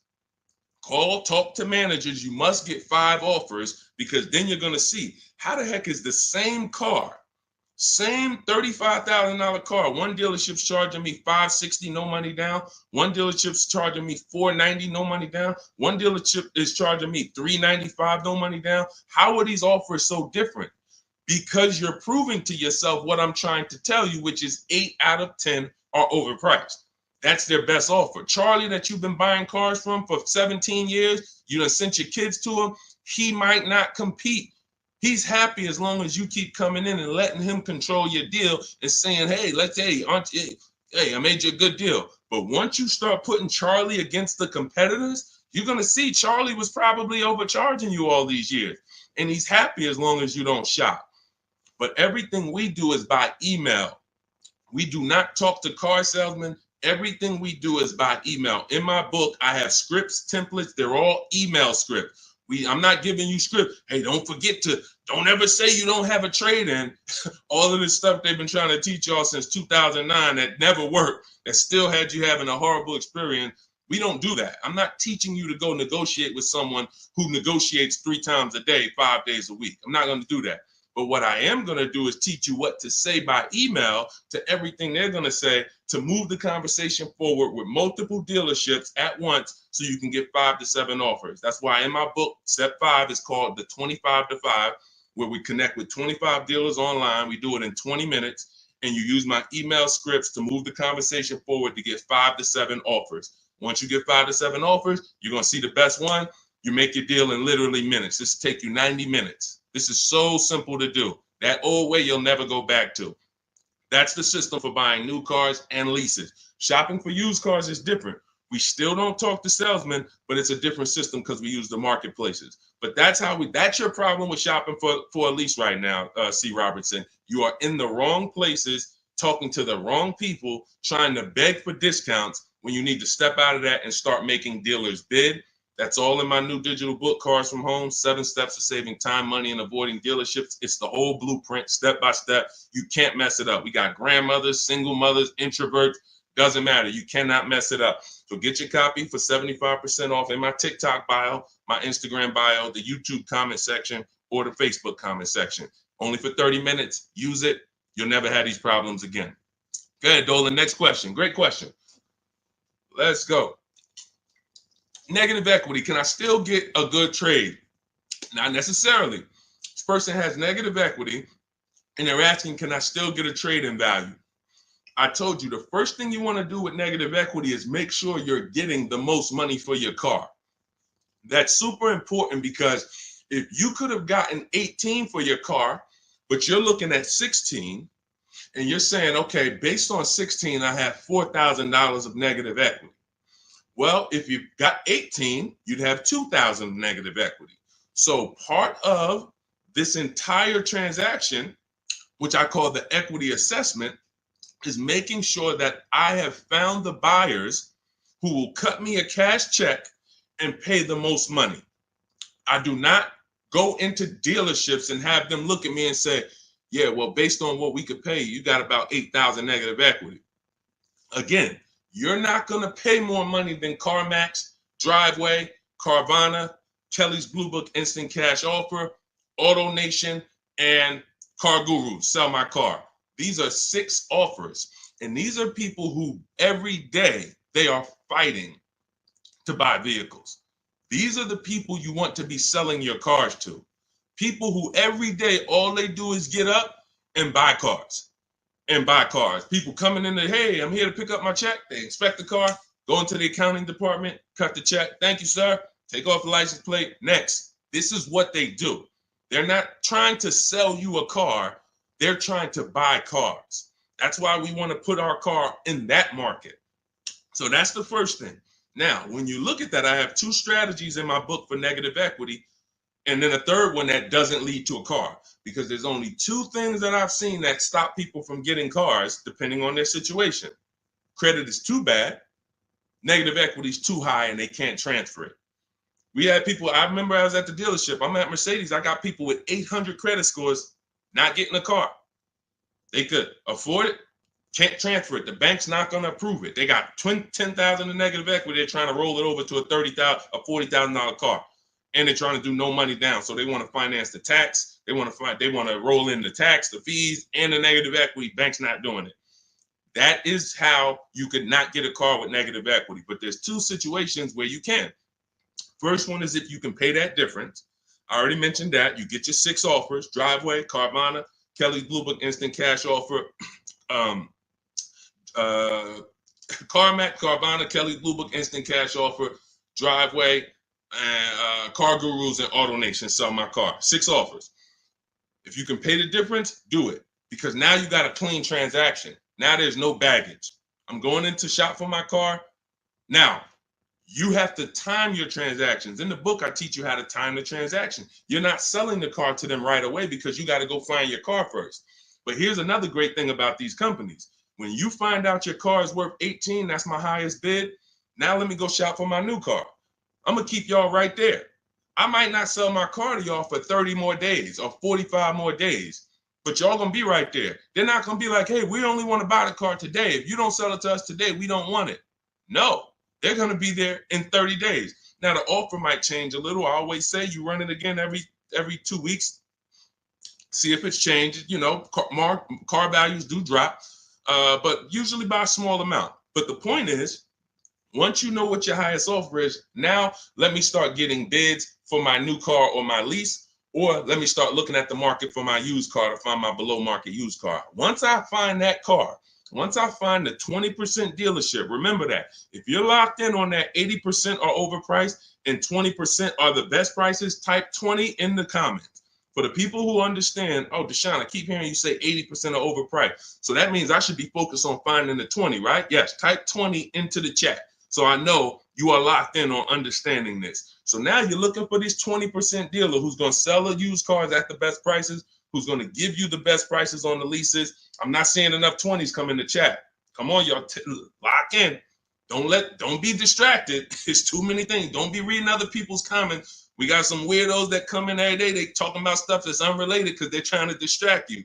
You need to focus so that you can keep the most money in your bank account. Serious financial conversation we having right now.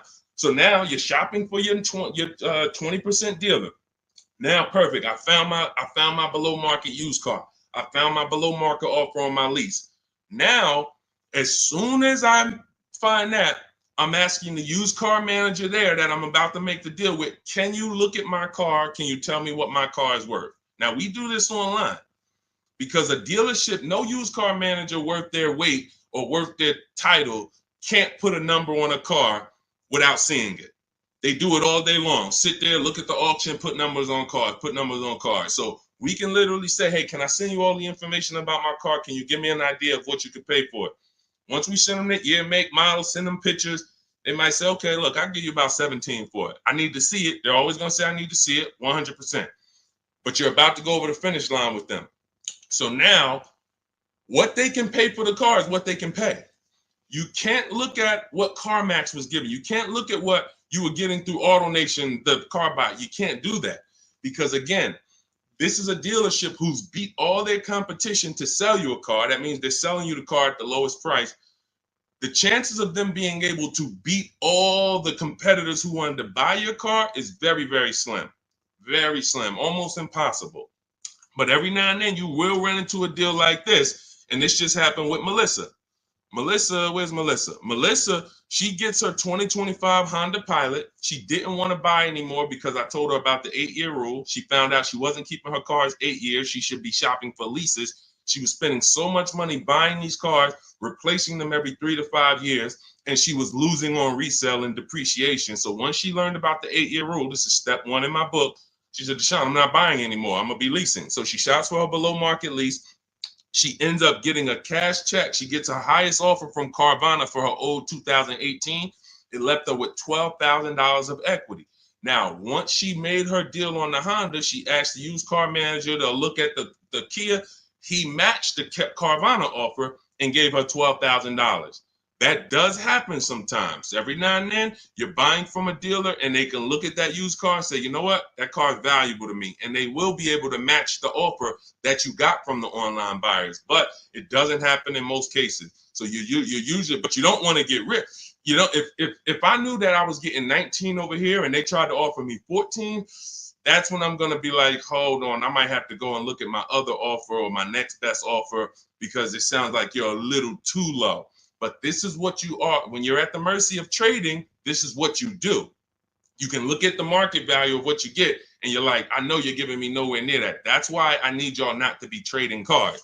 Get out of negative equity, stay out of negative equity, understand the cause for negative equity. You should be leasing cars, not buying them. The reason you have negative equity is because you buy cars, take out 5-6 year loans, 7, God forbid longer than 6. You're not paying them off. You're replacing the cars before the loans are paid. And this is continuing to keep you in a cycle of burying yourself in negative equity when you could be paying hundreds of dollars less, leasing cars, getting the mileage you need because you pick the mileage on a lease, driving new cars, always under warranty, and paying a whole lot less hassle-free if you just understand leasing. So feel free to ask questions about leases and we'll go into detail about that.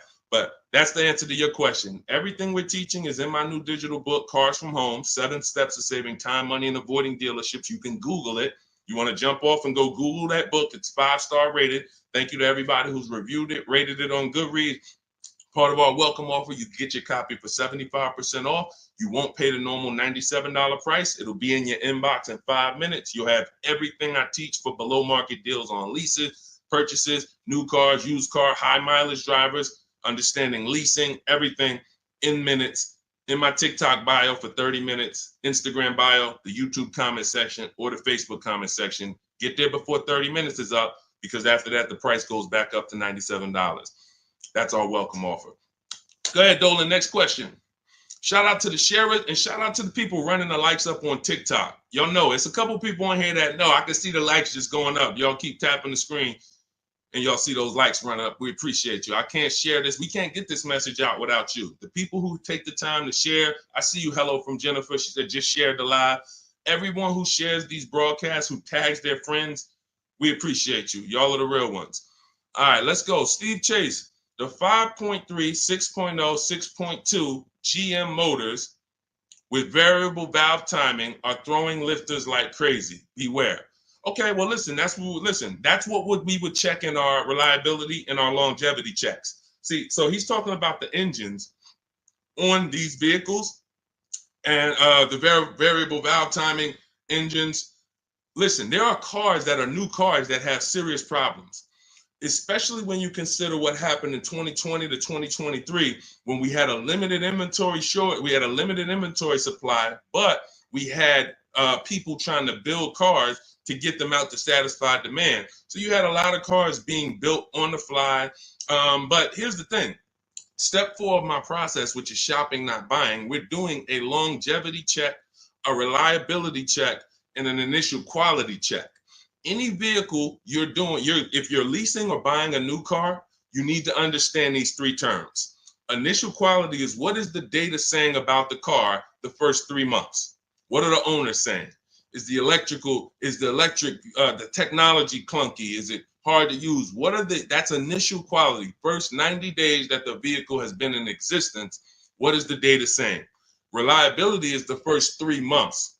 What are owners saying the first 3 months about this vehicle? What is the data showing? Not your neighbor. Your neighbor is not the data. Hey, I love this car, Steve. Okay, there's 10,000, 50,000 other people that have this car, and maybe 10% of them don't love this car because there's an issue going. You might have got a good one, they didn't. We need to know what the data says. So reliability is the first 3 years. Longevity is the long term. What are the reports saying about the engines, the transmissions? So how do we check this? It takes us 5 to 8 minutes. You type in the year, the specific year, make, and model of the vehicle you're looking at. You do not type in Kia Sorento reliability. No. 2019 might have been trash, but they saw the data and they fixed it in 2020 is great. You must type in the specific year. So you're going to type in 2020 Kia Sorento initial quality. And you're going to just skim the first articles on Google and see what is it saying. Okay, this initial quality, owners report these issues, electric issues. Just skim the first page, look at the major third-party websites. Do not look at any websites that were made by a dealership or the brand that makes the car. Don't look at KiaNews.com. No, you want to look at the third-party sites to see what they're saying about this vehicle. Now, you move to, once it passes that check, You move to the reliability. 2020 Kia Sorento, reliability. Skim the articles. What is it saying? See any red? This vehicle, owners report less than average reliability on this vehicle. That's a problem. So once it passes that check, we move to the last one. And you don't have to do this if you're leasing. You're only doing this last one if you're buying. 2020 Kia Sorento, longevity. That's going to tell you right at the top. Owners report these engines last 80, 90,000, transmission issues, 80, 90,000 miles. Or sometimes you'll see right at the top, these vehicles last 200 to 300,000 miles when taken care of, well maintained. That's a great sign. Now, how do we make sure that the vehicle's been well maintained? That's a different issue. We talked about that a little earlier. This is how we do it with service records and all of that. But you must check what Steve is talking about is the DNA of the vehicle. That's what I call the DNA of the vehicle. An engine that they made, a transmission that they made, a steering system that they made. It's either good, great, or bad. If you got problems, you can't change the steering. You can't find one that was well maintained and taken care of and say, all right, great. Now I don't have to worry about those issues. Yes, you do, because they made the car like that. They made it with a bad steering system. They made it with a bad transmission. So when you do that, this is step 4 in my book, Cars from Home, 7 Steps to Saving Time, Money, and Avoiding Dealership. Step 7 is delivery. But step 1, most important question, leasing versus buying. We go into that. Step 2 is the equity assessment to make sure we get more for our vehicle, for our old replacement car. And that includes leases. Some of you didn't know you could sell leases. We've been doing it for 3-4 years, teaching people how to do it. That's in the equity assessment step. Step 3, we structure our deal. Step 4 is called shopping, not buying. Step 5 is multiple offers and multiple options. We're in the market. Step 6 is paperwork and protection. Step 7 is delivery. So step 4 is where we make sure we're not getting bad cars with bad engines, Steve. So the warnings is not there. If people are going to do what I just said, they're not going to be a victim of what you just said. If they're not, yeah, they'll end up with a car that's in the shop every 6 months. And that was an easily avoidable problem. So you can get your copy of my digital book in my TikTok bio, my Instagram bio, Facebook comments, or the YouTube comments for 30 minutes only. You get 75% off as part of our welcome offer. Go download your book. It'll be in your inbox. Make sure as soon as you get your book, you screenshot the thank you page. Right on the thank you page, it says click below to open your book. And I'm sending you another copy by email. But every now and then you type your email in wrong. You don't, and we can't send an email to a wrong email. So make sure you screenshot, get my support team's email. Just in case you type your email wrong, we can make sure you get your book. All right. Great concern, Steve. That's how we address it. Yeah, Dolan, pull the next question in. All right, great questions today. I'm loving these questions. What's going on, Duchess of Kings? I probably butchered that. Forgive me. Should I sell Hyundai Sonata that is highly stolen vehicle? I'm not understanding that question. Should you sell the Hyundai Sonata, which is a highly stolen vehicle? You're gonna have to, try to clarify that question. Now, Dolan, there was a question on TikTok I mentioned earlier about somebody who said they bought a car during the pandemic, a $10,000 upsell. It's from Hey, it's Elmo. Okay, perfect. Hey, it's Elmo says, I bought a car during the pandemic, $10,000 upsell. This is the sad part about what happened during the pandemic. They made you think that everyone was selling cars at those prices. And that's where I birthed the system that I teach about making dealers bid so that you can see that 80% of the dealers, even back then, were overpriced. I had friends in the car business, still do that, with managers that I was calling during those times. And we were talking about what dealers were doing. And it was like, some of them were disgusted with it. Very, very few of them were moving like that. They were selling at list price. Very few were giving discounts, but no one was charging $5,000, $10,000 over sticker. So I knew that. And my mission was to teach people back then that you have to get bids from multiple dealers, because the 80% who you guys know are the overpriced dealers. If you've been on this stream, 80% of dealers are overpriced, 8 out of 10. If there's 8 Kia dealerships on the road, 8 of them, no matter how much you negotiate, are never going to be as low as the other 2. The other 2 are the competitor. They want to beat their competition. They don't care if they make $1,000 profit on a deal. As long as they're beating their competitors, they want to do it. These other dealers will be like, hey, I need to make at least $4,000 on this car. I'm not selling it.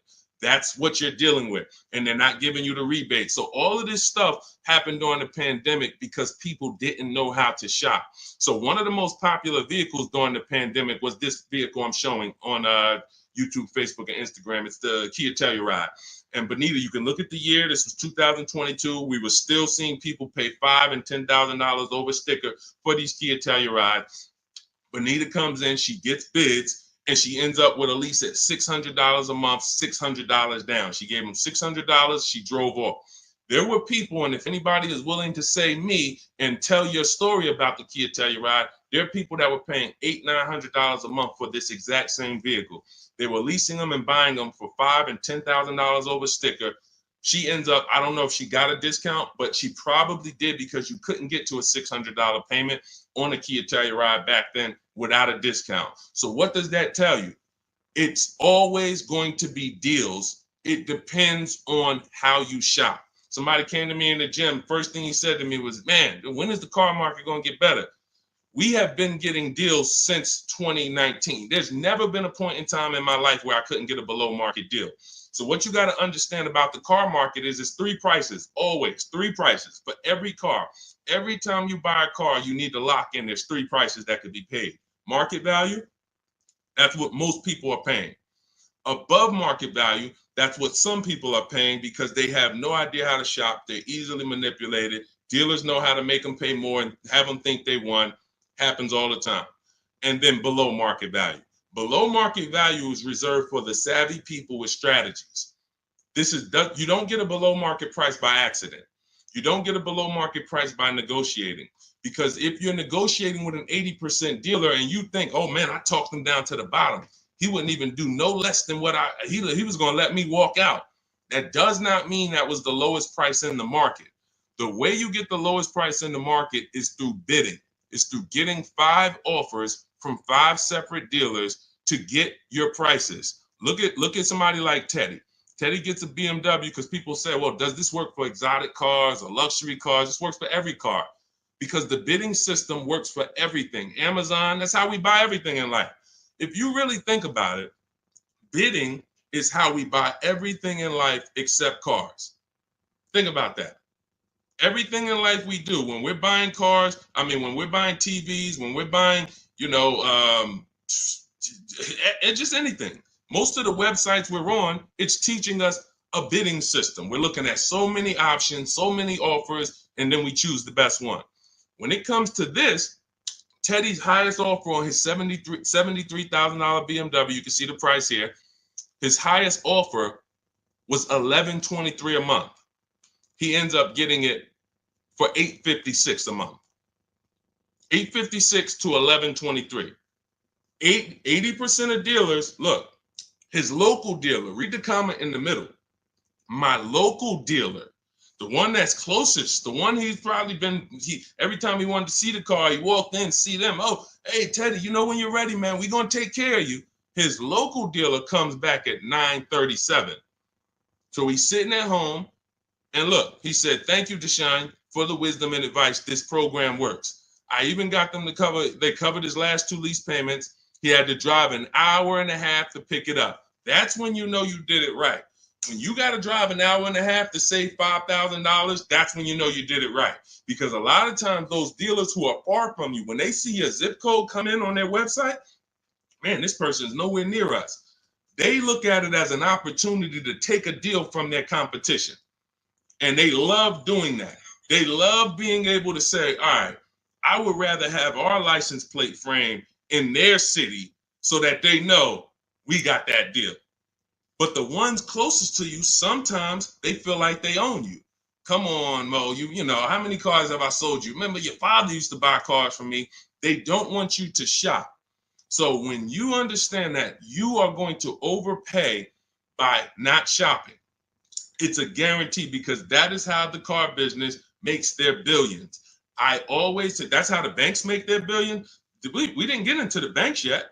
We didn't get into making banks bid. The banks make their billions the same way. They don't want you shopping other banks. They want you locked in. Here, get a pre-approval. Lock you in. You got 30 days to find a car. Then you got to come back and get another pre-approval. Everyone wants to lock you in. They don't want you using the internet to get better deals, sitting at home, making all these banks bid, all these companies bid. And that's the reason why you can pay $10,000 upsell and think that was the best deal you could have gotten.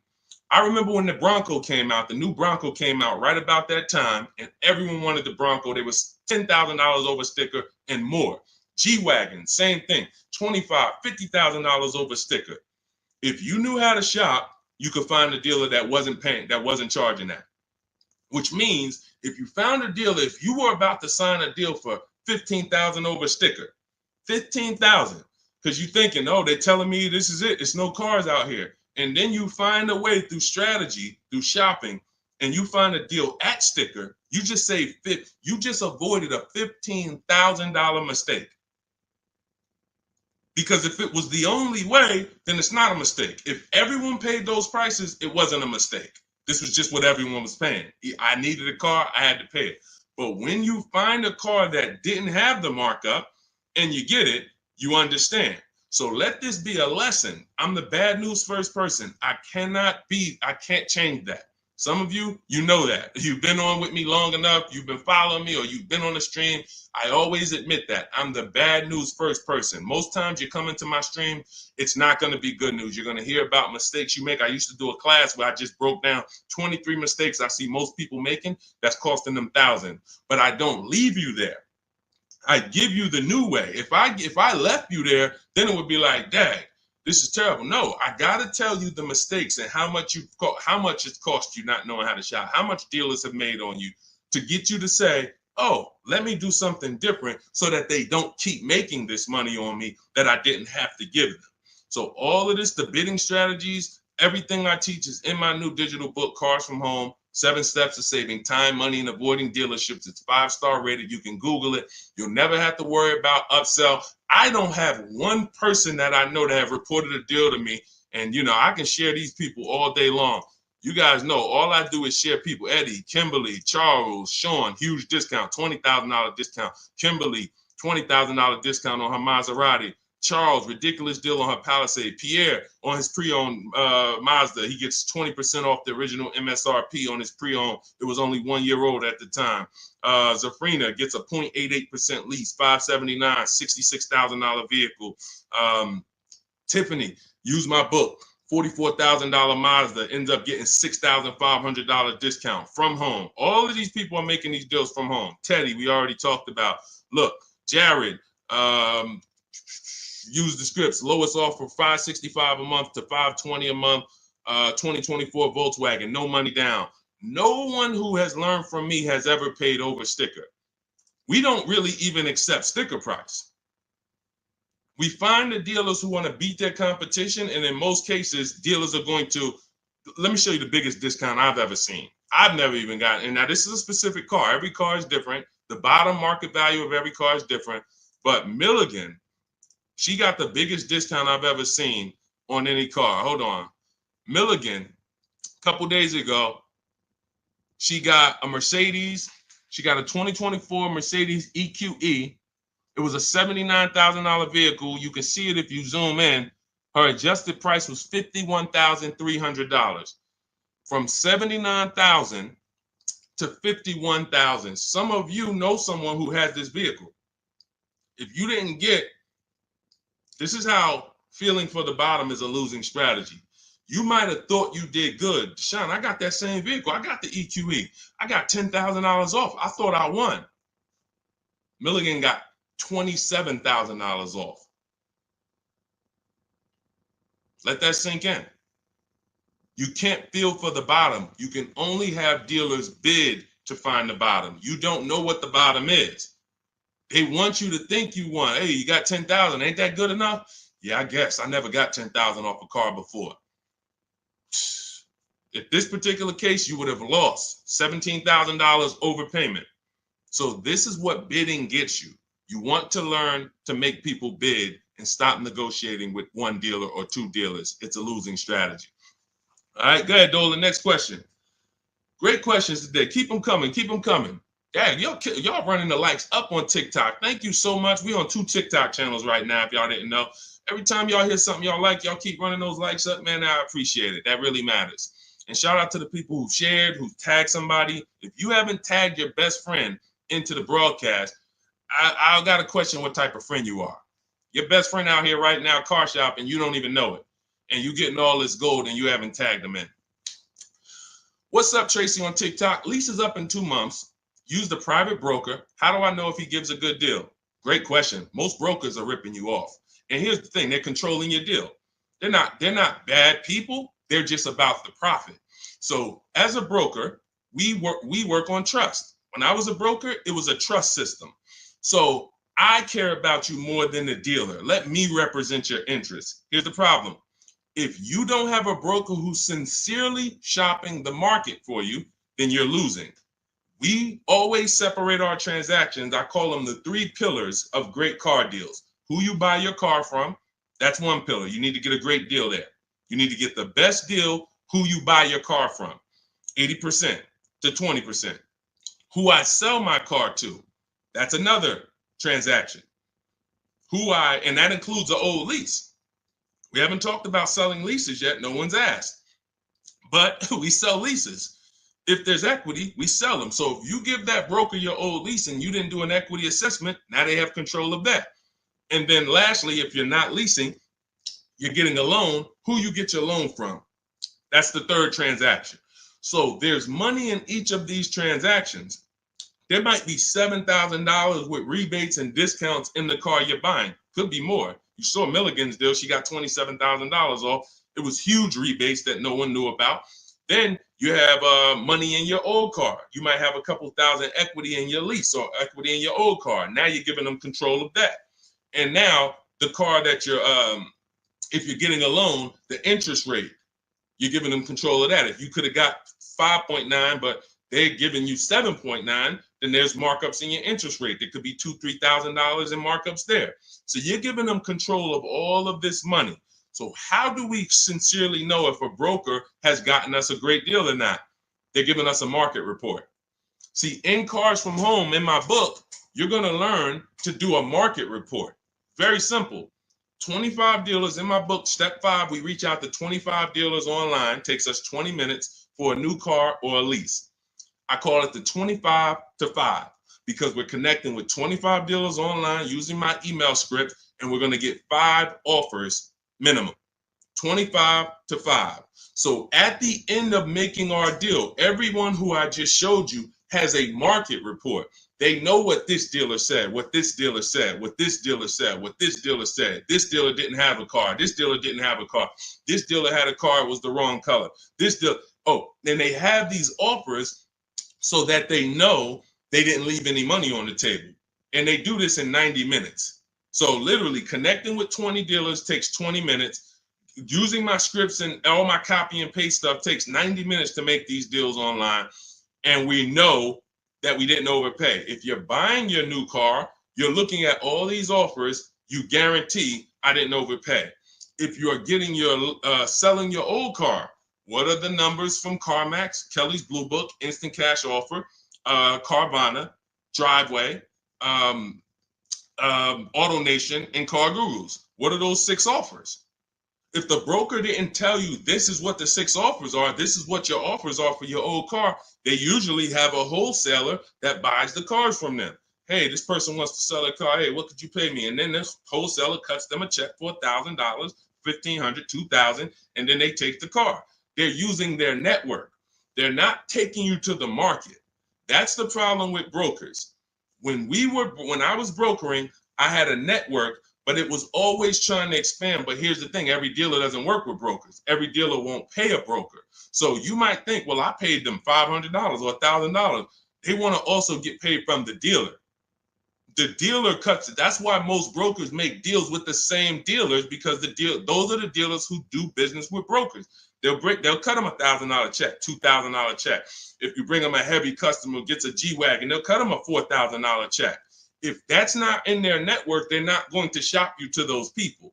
So you're giving control of people, you're giving control of thousands of dollars of your money to someone who's going to control it on a process that you could do in 90 minutes once you learn my strategies. It's no point in you could be a broker.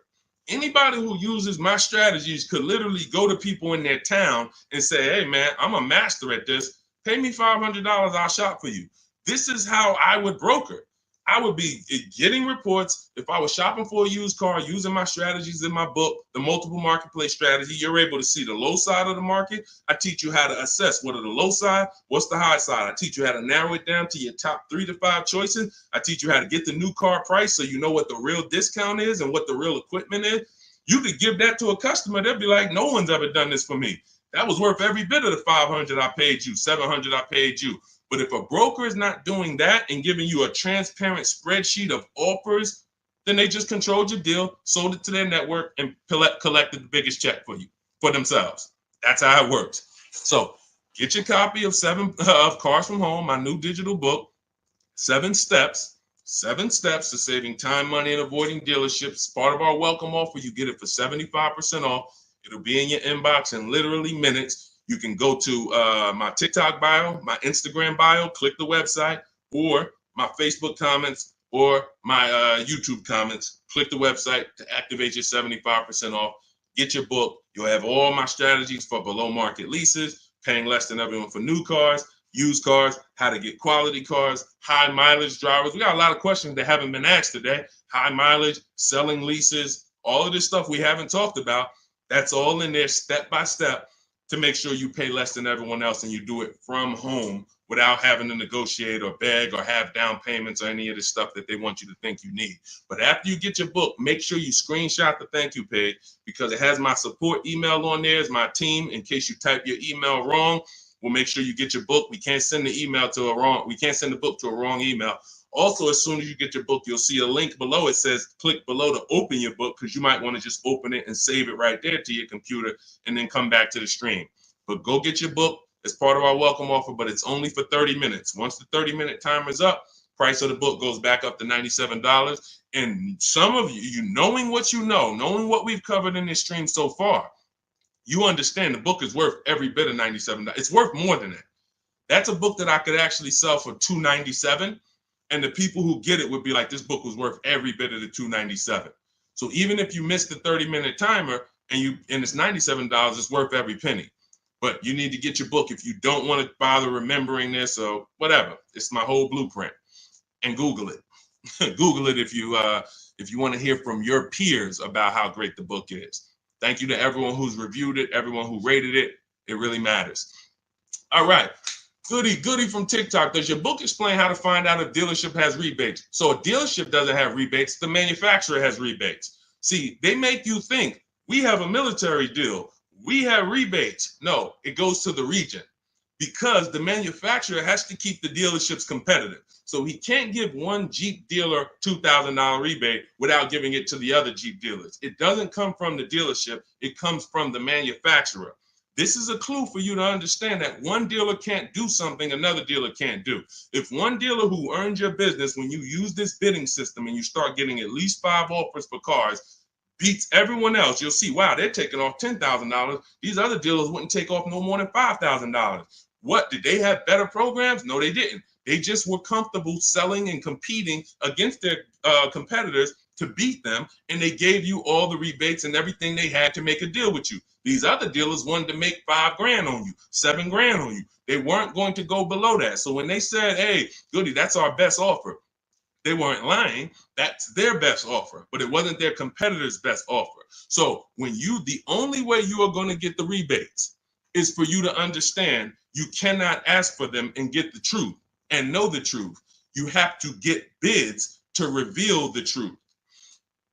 You could have a $5,000 rebate on a vehicle. Dealer might come to you as you walk in because you're negotiating and that's what they like. And then you say, hey, give me your best price. And they say, okay, well, I'll give you this. And by the way, we got a $2,000 rebate I threw in there for you. Oh, that's great. Now you think you're doing good. They just told me about a $2,000 rebate I didn't even know they had. You go to another dealer, they tell you it's a $3,000 rebate. But once you get bids and you're looking at 5 to 7 offers, you see, wow, it's actually a $5,000 rebate. You have to reveal that. We had a woman in California, Shonda, she was buying a Volvo XC60 or XC90 at the time. She's using our strategies. She's in Northern California. She got a Costco program rebate on our scripts in my book. I teach you how to put any affiliations you have. There's certain things you must have when you contact a dealer for a new car quote or a lease quote. They need to know your zip code, what you do for a living, what vehicles in your household. Many of you can't get quotes because you're just not giving the dealer what they need to actually give you a quote. So that's why I have the templates in there that you just fill in, send it to them. So on her deals, she sees that there's a rebate for Costco members. There's also some other rebates, but she found out that the best price she was getting was in Southern California. It was $3,000 or $4,000 less than all the dealers in Northern California.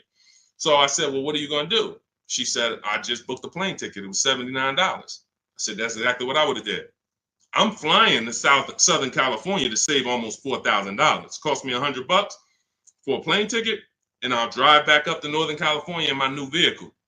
See, you must reveal the rebates. Dealers will tell you there's 5,000, there's 8,000, but if you're dealing with an 80% dealer, and all of you who've been on the stream, you know the 80% of dealers are overpriced. We've already talked about the 80 and 20. Out of 10 Volvo dealerships, 8 of them are going to be overpriced. No matter how much you negotiate, you can't win. You're never going to get a below market price from the 80%. But the 20% are going to reveal what the true rebates are. They're going to reveal what they have to work with. They're going to, if they have $5,000 of negotiating room and they're trying to beat their competition, they're going to give you like $4,000 of that plus the rebates. They don't care if they're only making $1,000 on the deal because they want to sell the car and beat their competition. The other dealers, the 80%, they're not there. We're not making less than $5,000. We're not doing the deal. And that's it. We'll sell it to somebody else. We'll sell it to somebody else who doesn't know how to shop. We'll sell it to someone else who walks in and tries to negotiate with us.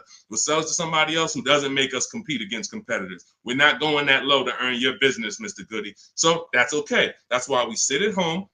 We talk, we communicate with not just them, but with all of their competitors.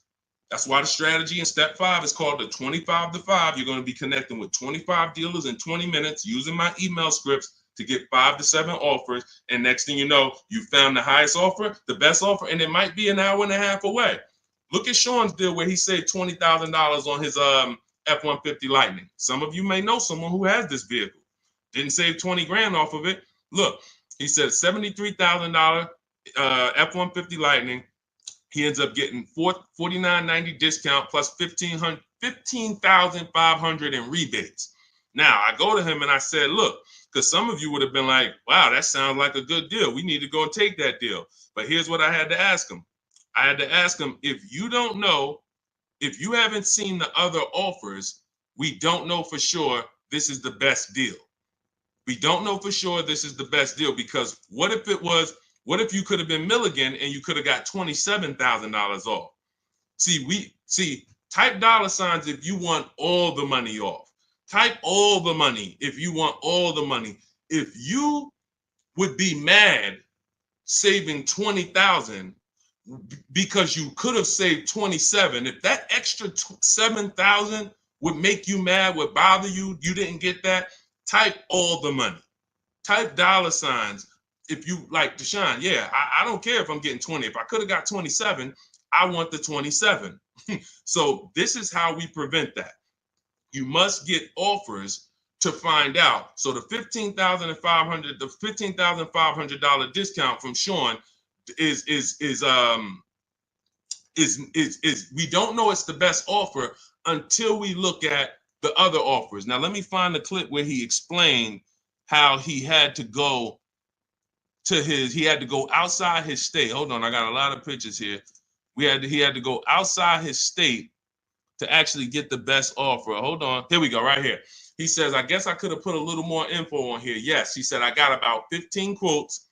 I couldn't find anything under MSRP. I ended up expanding my search to 150 miles outside my area to find this deal. I'm going to another state to pick this up, which is something I never would have thought before.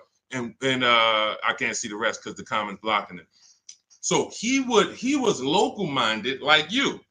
I'm just going to find the best deal locally. Once he starts using my systems and finding out, wait, I could talk to a dealer that's 200 miles away from me the same way I'm talking to a dealer that's 20 minutes away from me. He expands his search. The dealer who's in the next state over saves him 20 grand total, gives him all the rebates.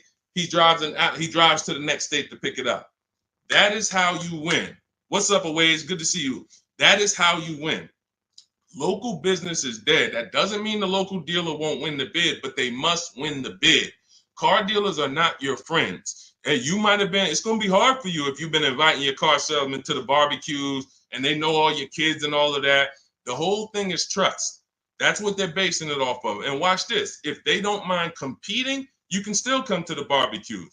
But I need to make you compete with your competitors, because I need to know if the price you're giving me is truly the best price. And if I've been your customer for 10, 15 years and you sold cars to my family, then every time you see we need a car and you see I'm putting you up against your competitors, you should be like, well, that's Mr. Goody right there. You go out, talk to your general manager, go to him and say, hey, look, I know we don't normally sell a car below this, but this guy, he's shopping different now.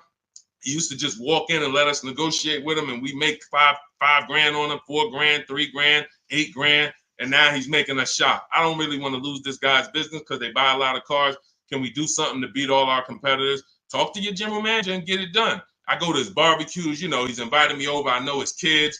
But if they get mad at you because they're like, wait, come on, what do you mean you put me through all of this now? Then you understand. You've been making money on me for years, and now you're pissed off because I'm making you compete. That's good. We needed to know that. Thanks a lot, Charlie. Hey, hope you enjoyed the barbecues. You won't be back. All of this is in my digital book, my new book called Cars from Home, 7 Steps to Saving Time, Money, and Avoiding Dealerships. You can get it for 75% off as part of our welcome offer. In my TikTok bio, click the picture of me. My Instagram bio, click the picture of me. You'll see a website there, and then click the button that says 75% off my new book as part of our welcome offer. I have one in the YouTube comments or the Facebook comments, no matter where you're at. Get your book, but it's only for 30 minutes. After that, price goes back up to $97. So $97 is worth it.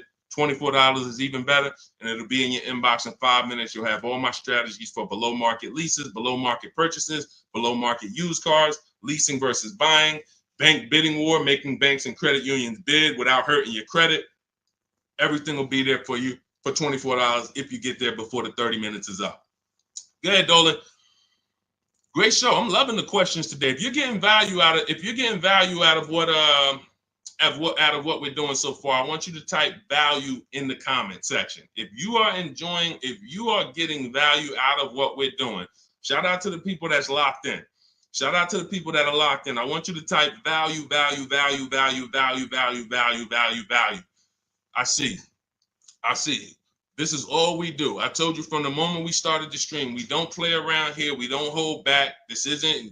All we do is, all I want you doing is emailing me and writing me with your car deals. I want to be pulling your deals into the stream, just like I'm showing Rosalie, just like I'm showing Jen, just like I'm showing Ansley, just like I'm showing Vincent, just like I'm showing, look, Tasha. I want to be pulling your deals into the stream. And that's all I care about. Everyone knows I can get below market deals. There's nobody on this stream that would be like, hey, Deshaun, man, you've been in the car business since 2006. Absolutely. But your deals is what proved the system worked. Once I saw people doing this in 2021, it proved to me that the system works. Now let's just have more people use the system.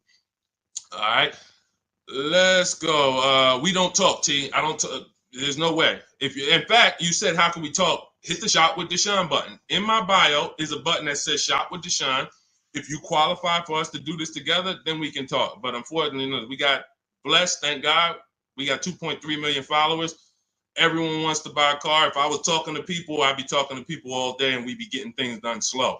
Like we're about hundreds of people working together. Like I'm not about 20 people. Like it's 60 million people that buy cars. So what we hold ourselves accountable is, are we helping hundreds of people every month get below market car deals? Are we getting information out there that's going to help hundreds of people do it? So if you want to know about us working together and joining my group and working with me personally, hit the Shop with Deshaun button and see if you qualify. All right, that's in my bio. That's in the comment section. You can go to shopwithdeshaun.com. See if we qualify to work together, but that's the only people that I talk to. All right. Returning my lease and financing a 2025 RAV4. Will I get some money for the return of my vehicle? You need to do an equity assessment. So if you first thing you do is you're going to go to Kelly's Blue Book Instant Cash Offer. You're going to go to AutoNation. You're going to go to Driveway. You're going to go to Car Guru, Sell My Car. You're going to go to CarMax. You're going to go to Carvana, and you're going to put all the information about your vehicle into those websites. And when they get to the part where they say is the vehicle owned, leased, or financed, you want to type owned. You just want to know what the raw value is without them knowing it's a lease or purchase. None of that. Just want to know what the value is. You're going to call your bank. You're not going to do this process takes 20 minutes, and we've had people make $3,000, $5,000, $10,000 doing the equity assessment. Don't be lazy with this. Call your bank, ask what your payoff is, and when you find out what your payoff is, compare it to the offers. And then you're going to ask, do I have a third-party restriction? The third-party restriction doesn't limit who you can. It doesn't limit your ability to sell. It limits who you can sell to. So if you are selling to a third party, that means you can sell to Carvana. You sell to CarMax. You don't want to buy your car and then resell it. We had a lot of people doing that during the pandemic. They were paying taxes and fees to buy, and they end up making little to no money. They literally were buying the car saying, oh, well, I could buy it for 20 and resell it to Carvana for 25. But when they bought it for 20, they had taxes, fees, and by the time they went to sell it, they only made $1,000. When we could have just bid that out to a used car manager, because again, the third party restriction doesn't limit your ability to sell. It limits who you can sell to. So in my book, in step 2, which is the equity assessment, I teach you how to do 3 different equity assessments depending on your situation. You're only going to do one, but there's 3 different types depending on your situation. One is a standard equity assessment. That means I own my vehicle or I finance it. So who didn't know that you can sell a car that you actually have a loan on?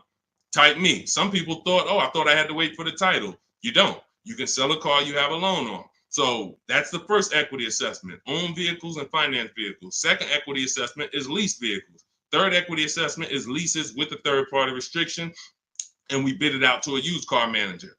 So these are the 3 ways we do an equity assessment to make sure we're not leaving any money on the table. And that's it. We've had people make thousands and thousands of dollars. And during the pandemic, it was even more because cars were worth $7,000 to $10,000 more than they were. So we had people making, I sold my Jeep Grand Cherokee lease. I made $9,000. I sold my mother's Mazda CX-5 lease back then, and she made $10,200. So that's all throughout my pages. I've helped people. People be like, yo, I made $7,000 using your strategies to sell leases. Yo, so we had plenty of people then. Now, values are normal again, but you do still have people that are making $2,000 and $4,000 depending on the resale value of your cars. This happens, and some of you low mileage people, you're like, Deshaun, I signed up for 45,000 miles, but I only put 20,000 miles on it. Oh, you're going to sell the car, you're going to make money. So we're going to do that's the equity assessment. But here's what I'm also concerned about: you're going from a lease to a finance. You're not keeping your car 8 years. You should not be financing. You're going to pay a lot more. To lease a RAV4 might be $400, $500. To buy that same RAV4 with no money down is going to be probably $800. So you're going to put a whole bunch of money into this transaction to go into a purchase coming from a lease. Very rarely does that make financial sense because you have to have changed your lifestyle altogether. You have to go from, all right, instead of leasing and driving new cars for cents on the dollar, I'm going to go to a purchase. So here's what normally happens. You overpaid for your first lease. They charge you a ton of money on your first lease. You didn't realize that they were charging you a lot of money, and you think that's normal. You think, well, that's just what leases are. You're not doing these deals like Danielle, where you're driving $45,000 vehicle. She got a $44,000 Audi, and she's paying $550 a month. Or Greg, $56,000 Kia EV6. $527 a month, no money down. All of these are no money down deals. You can read the comments if you're on Facebook, if you're on YouTube, screenshot the comments. Look, Maserati, Kimberly's Maserati, $91,000 vehicle, first month's payment. Look, down payment, first month's payment only, $944 a month. That's a 1% lease. Look, Charles, Palisade lease, $48,000 vehicle, $597 a month, no money down. Look, Zafrina, $66,000 Jeep Grand Cherokee, $579 a month. You're not doing leases like this. They overcharged you for your lease. You overpaid for it. And now you're like, well, I might as well buy the car. I've had people say that on comments. Well, leasing, it costs the same amount to buy. Well, you just overpaid for your leases and you think that that's normal. So now you're comparing overpaying for leases to buying. And yeah, it might be a similar price. But you compare these deals, look, Zafrina's 0.88% lease, $65,000 vehicle, that would normally be $1,300 a month to finance, $1,200 a month if she went in there with no money down to finance that. So I'm big, besides the actual returning of the lease and that equity assessment, I'm more concerned about why you're switching from a lease to a finance. And it's usually because you overpaid for your lease and now they talked you into just buying a car because you didn't see any value in overpaying, because there's something I call the 1.5% rule that I created, which shows you when you've overpaid for a lease. You take the MSRP of the car and you just multiply it by 0.015. Your payment cannot be any more than that with no money down at 12,000 miles per year. So if I took my car, if I'm looking at a $50,000 car, the max I do multiply by 0.015. The highest my payment should be with no money down is $750. With no money, and that's the highest. That doesn't mean that's a great deal. I just showed you 1% leases, 1.2% leases, 0.88% leases, but this is where it caps out at. This is where it doesn't make sense to lease the vehicle anymore. You're paying too much money for a vehicle you're giving back. If I multiplied that by 36, I'm paying $27,000 over 3 years for a $50,000 vehicle. There's no value in leasing that vehicle more than that.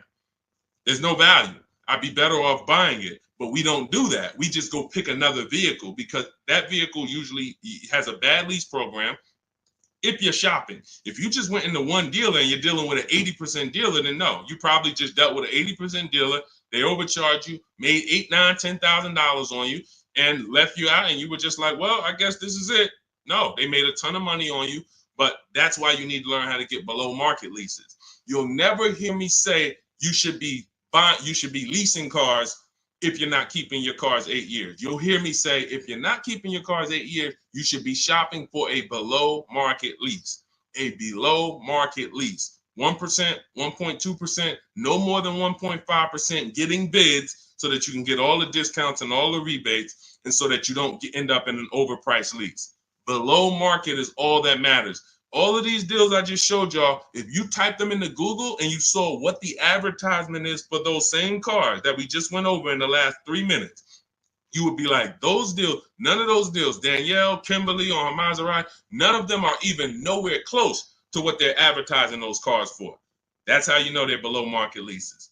All right. All of this is in my new digital book, Cars from Home. You get your copy for 75% off. That means you'll get it for $24 if you get there before the 30-minute timer is up. It's part of our welcome offer. It's called Cars from Home, 7 Steps to Saving Time, Money, and Avoiding Dealerships. It's a digital book. It'll be in your inbox in 3 minutes. You can get it in my TikTok bio, in my Instagram bio, in the Facebook comments, or in the YouTube comments for the next 30 minutes. Make sure as soon as you get your book, you screenshot the thank you page. And on that thank you page is the link to open the book. So you can literally open it, start using all of these strategies for the rest of your life. And every time something changes in the market, I update the book. Vroom used to be in the book. Some of you know Vroom went out of business. I went right into the master file, took Vroom out, updated it. If I update a script, I go right into the scripts, update the master file. You open the book. Every time you open that link, it's a new copy of the book. So that's the things I couldn't do with a physical book. Things change. We use online systems. New websites come into the business. Websites go out of business. We need to make sure it's flexible. Every time something happens, we update it. Boom, and you got the latest and greatest strategies. Beautiful. Grab your book, 75% off before the 30-minute timer hits 0. All right, y'all. Listen, we did a lot. I have bad credit strategies in there, Lady Forever. Or no, in your case, you have fair credit. So I like to see you get your credit up to like 660, 670. Same thing with a house. If you got 625, you qualify for some programs. But if you get yourself to a 660, 670, you qualify for better programs. So I like to say with cars, get yourself out of that manipulation zone. That manipulation zone is really the mid-6s. Most people could qualify for tier 1 on a lot of vehicles with a 670 score, 660. And it also depends on your profile. In my book, I teach you about profile. It's more important than score. You know, profile is part one. Your score is part of it, but also part of it is your income. Also part of it is comparable credit. Do you have any car loans that you've paid on time? If you've paid your car loan on time for the last 2 years, It's much easier to get approved for the next car, because a lot of banks will look at you and see, all right, I see you had some trouble with the credit card, but you've never missed a car payment. Those people, that weighs, that matters. So I talk about this in my book, but if you can't get yourself up to a 660 score, 670, that puts you in a position to really qualify for a lot of major leases and tier 1 programs. So, all right, y'all, listen, this has been great. This has been great. We had a lot of great questions today. We'll be back for another stream. All of you who have the book, I want you to send me your deals. When you make your deals, email them to me so that I can bring them into the show. I got a lot more people, a lot of emails. I don't always get a chance to go through my emails because I get a lot of them, but I got to go through a lot of my emails because I have people who are sending me their deals and I haven't had a chance to bring them into the show. But yes, good morning. I got the book already. I'm confused about how to calculate a deal on a used car. Just when you narrow it down to your top choices, get the new price, use the true value calculator, put the new car price in with the asking price, and it'll tell you what the true value discount is. We buy based on the true value discount. We didn't get a chance to talk about that in the stream today. Again, there's so much in the book. We could be here for 2.5 hours talking about different things, because me talking to you about leasing is different than what I'm talking to a person who's buying a used car about. That's different than a person who's buying a used car cash or buying a new car cash. That's different than a person who's going to be using the bank bidding war and putting banks against each other. That's different than a person who's going to be coming from a lease, selling their lease. That's different than a person who's going to be selling their lease with a third-party restriction. That's why in my book, you're not reading everyone's strategies. You're only reading what matters to you. I have links where it warps you to the next section that is applicable for you. If you're not leasing, you're not reading anything about leasing. You're on a purchase path and you get to the end of the section and it says, okay, if you're purchasing, then based on this, click this link. If you're doing this, if you have good credit score, click this link, it warps you here. If you have bad credit score, click this, it warps you here. So it's all about making sure you're on a path that is applicable to you, not following a bunch of advice that is for someone else or even a deal you might make later. You'll use the used car strategies, but that's later. Right now, I'm on the lease path. I don't need to read about used cars. This is how you stay focused and get to your goal really quick. But that's how we do. Just follow it again. You got to realize this is a new system for you. You're not used to having a process. So if you need to just go through the steps again, let me make sure. He said, do this first. Let me make sure I did that. Said, go to the websites, open up accounts. Okay. If you didn't go to the marketplaces and open up accounts, you skipped the process. You can't just open the websites and then don't set up your accounts, because now every time you come back to the marketplaces to shop for your used cars, you don't have any alerts. You don't have any new inventory alerts. You're not getting alerts of the new inventory. He says, set up a shopping email so I don't mix it with my personal email.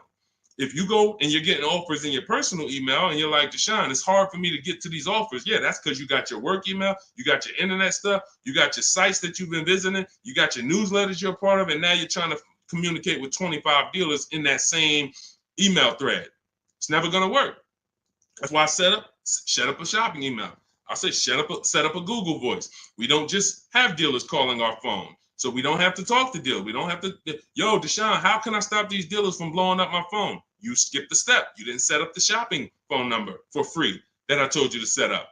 Put on do not disturb so no one can even talk to you. These are all steps that you need to review. But here's the beautiful thing. Once you get this, it's the muscle memory. See, I could do this in 90 minutes, 60 minutes sometimes, because I've done this hundreds of times for other people, myself, and I wrote the blueprint. Once you get to the point where you're like, wait, I'm going to trust this process and stop trying to come with my own ideas. If he says do this, I'm doing it. He says go to this website, type this in, I'm typing it in. Then I go to the next step. So typically the people who do the best, the quickest, it's very easy for you to follow directions. But some people, that's not your learning style. It's harder. But you'll eventually trust the process. It's going to take you longer. But it's not the process, it's you. If you came to McDonald's and they told you, hey, all right, flip the burgers. When you hear the buzzer go off, flip the burgers. As soon as you hear it, you sprinkle a little seasoning on them. You do 2 drops of seasoning. Shake. And then you hear the buzzer go off on the fries. That's when you pick it up and then you dump them in. and then you sprinkle five salt. Shit. See, it's a system. They're not giving you an option. My system is the same way. It's very rigid. There is no add your own stuff to it. Deshaun, I was on the websites. I was looking at some of the lease offers, man. They look bad. Where in the book did I tell you to go to websites? Oh, no, you didn't. Why'd you do it then? You're mixing your own stuff. So again, the people who have an easy time following direction, military people usually, a lot of military people come in and they get right to it. They're like, Deshaun, like I had one girl tell me, she's like, I'm in the military. So as soon as I saw the directions, I'm just trained to follow. That's how I got to it quick. But some of you, it's going to take you a little while because you're an overthinker. That's okay. You'll realize once you get the deal done, you'll be like, man, I could have did this in 2 hours. It took me 5 hours because I just was overthinking. I'm doing stuff that he ain't say do. And that's the beautiful part. Because next time you get a car, you'll think less. You'll be like, all right, let me trust this system now. Third time you get a car, you're a master. Now it's like, all right, boom, boom, boom, boom, boom. That's the process. So get on the train. Get your copy of Cars from Home, 7 Steps to Saving Time, Money, and Avoiding Dealerships. It's a digital book, so it'll be in your inbox in 3 minutes. You can start using these strategies for the rest of your life, sharing them with your families, shopping empowered, making dealers and banks bid. You're no longer begging for deals. You're no longer spending an hour in a dealership. My God, I've gotten so many cars. I've never spent an hour in a dealership. Since 2015, I have not spent 1 hour in a car dealership to get a car, not one. And I show you my car deals, I talk about them, I pay less than everyone. Unless you were using my strategies, then we'll probably pay the same amount. But as far as the cars I get, every lease I've gotten, ridiculous. 1% leases, never had to be in a car dealership. So you could say goodbye to Deshaun, I never got to spend more than an hour you never spend more than 30 minutes in a car dealership again. That's just what we do. That's just, the system proves it. So go read the book. Go get your copy, 75% off in my TikTok bio, my Instagram bio, the Facebook comment, or the YouTube comments. Click the link and then click the button that says 75% off. Welcome offer. Make sure you get there before the 30 minutes is up. All right, we'll be back. We will be back to talk more. But everyone who got the book, I will see you in the book because you'll be linking the videos with me. You'll see I got a bunch of surprises in there. So go get your book and I'll see you all on the next stream. God bless you.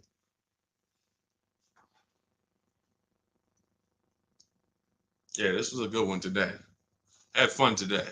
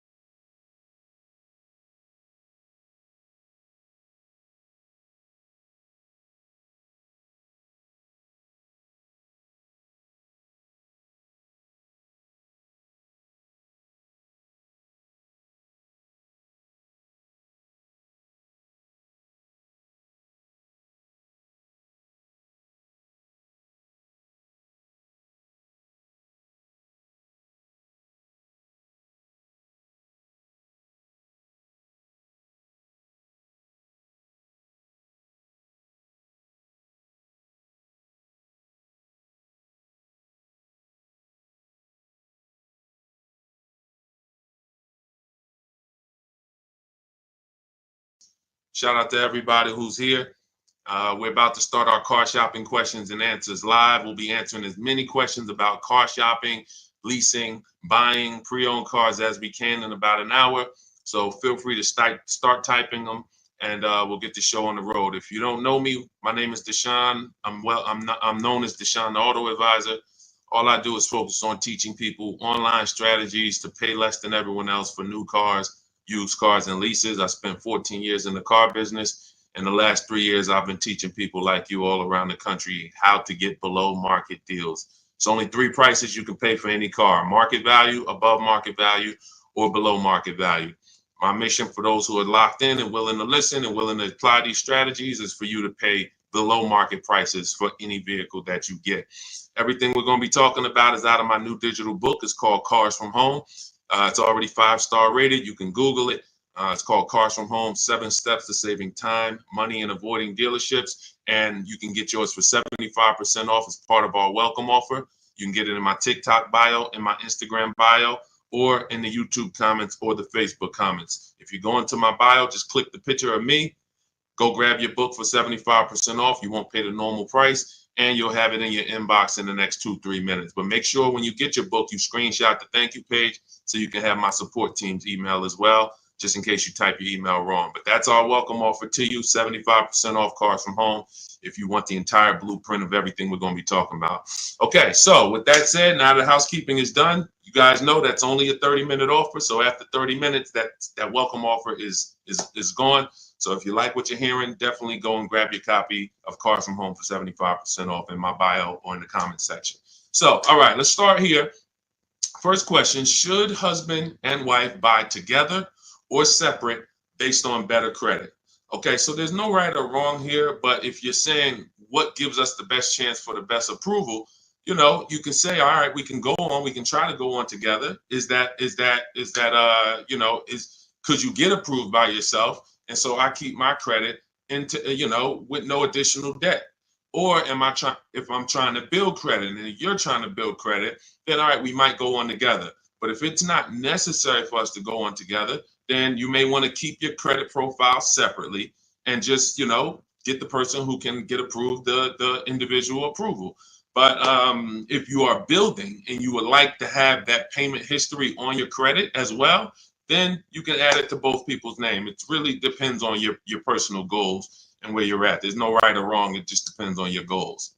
All right, let's go, everybody. Keep typing your questions. We got our first couple questions. As you type them, we'll add them to the show, and we'll get through as many as we can in the next hour. Go ahead, Dolan, shoot the next question up. Okay, what's up, Reem 99? I have a 2019 Chevy Silverado. I owe about 30,000, 120,000 miles. So the first thing that you should be considering is you're a high mileage driver. So I want you to look at this lesson that you're about to learn on depreciation. All right, here's what everyone buying or leasing or considering acquiring a depreciating asset like a car needs to understand. This is what I call the depreciation curve. This is also what I call the unseen expense. So you'll hear a lot of people who come to our streams refer to the unseen expense, which is depreciation. So if you buy a vehicle today, and stay by your keyboard so you can dialogue as I ask you these questions. That's how you're going to get the most out of this video. As if you buy a car today for 40,000, let's say I left it outside your house. Somebody gave you a $40,000 car. You don't have to pay for it, but you don't need it. And you say, look, I don't need it. I can't drive it. You can leave it there, but it's just going to sit there for a year because I can't use it. If you came back a year later, you never drove that car. Remember, we bought it for 40. If you come back a year later, never drove it 1 mile, is it still worth 40? Yes or no? Let's go. Type into the chat fast so we can get this, so we can keep the show high speed. Everybody who's dialoguing, I appreciate you. You usually get a lot out of these because your dialogue. So thank you. No, Gary. No to pull up. No. Okay. All right. Perfect. So we understand. Now, if you came back to that car a year later, you never drove it, and it's worth, let's say 35, 34, whatever it is, you bought it for 40, it lost value. See, because it doesn't matter whether you bought it and didn't drive it, or you leased it, or you owned it. See, when you start understanding depreciation like we're going over, now you can properly assess whether you should lease or buy a car and how you are going to beat depreciation. Because the entire goal for leasing versus buying is which one of these strategies, if I get a below market deal, allows me to beat depreciation based on my lifestyle. So so a high mileage driver, your depreciation ring looks entirely different from a normal driver. So where one driver might be 40,000, they come back a year later, their car's worth, 36, 34. If they didn't drive it, if they put average miles on it, maybe it's worth 32. They're losing money based on their mileage. You might put 30,000 on that car in 1 year. So your depreciation looks like this now. It doesn't look like this. Your car goes from being worth 40 1 year to literally it could be worth 26 the next year because you put 30,000 miles on it. So you have to take into account depreciation differently than a normal person. Everyone has to take it into account, but you have to, any high mileage drivers on here, if you drive more than 18,000 miles, I want you to type HM into the chat for high mileage.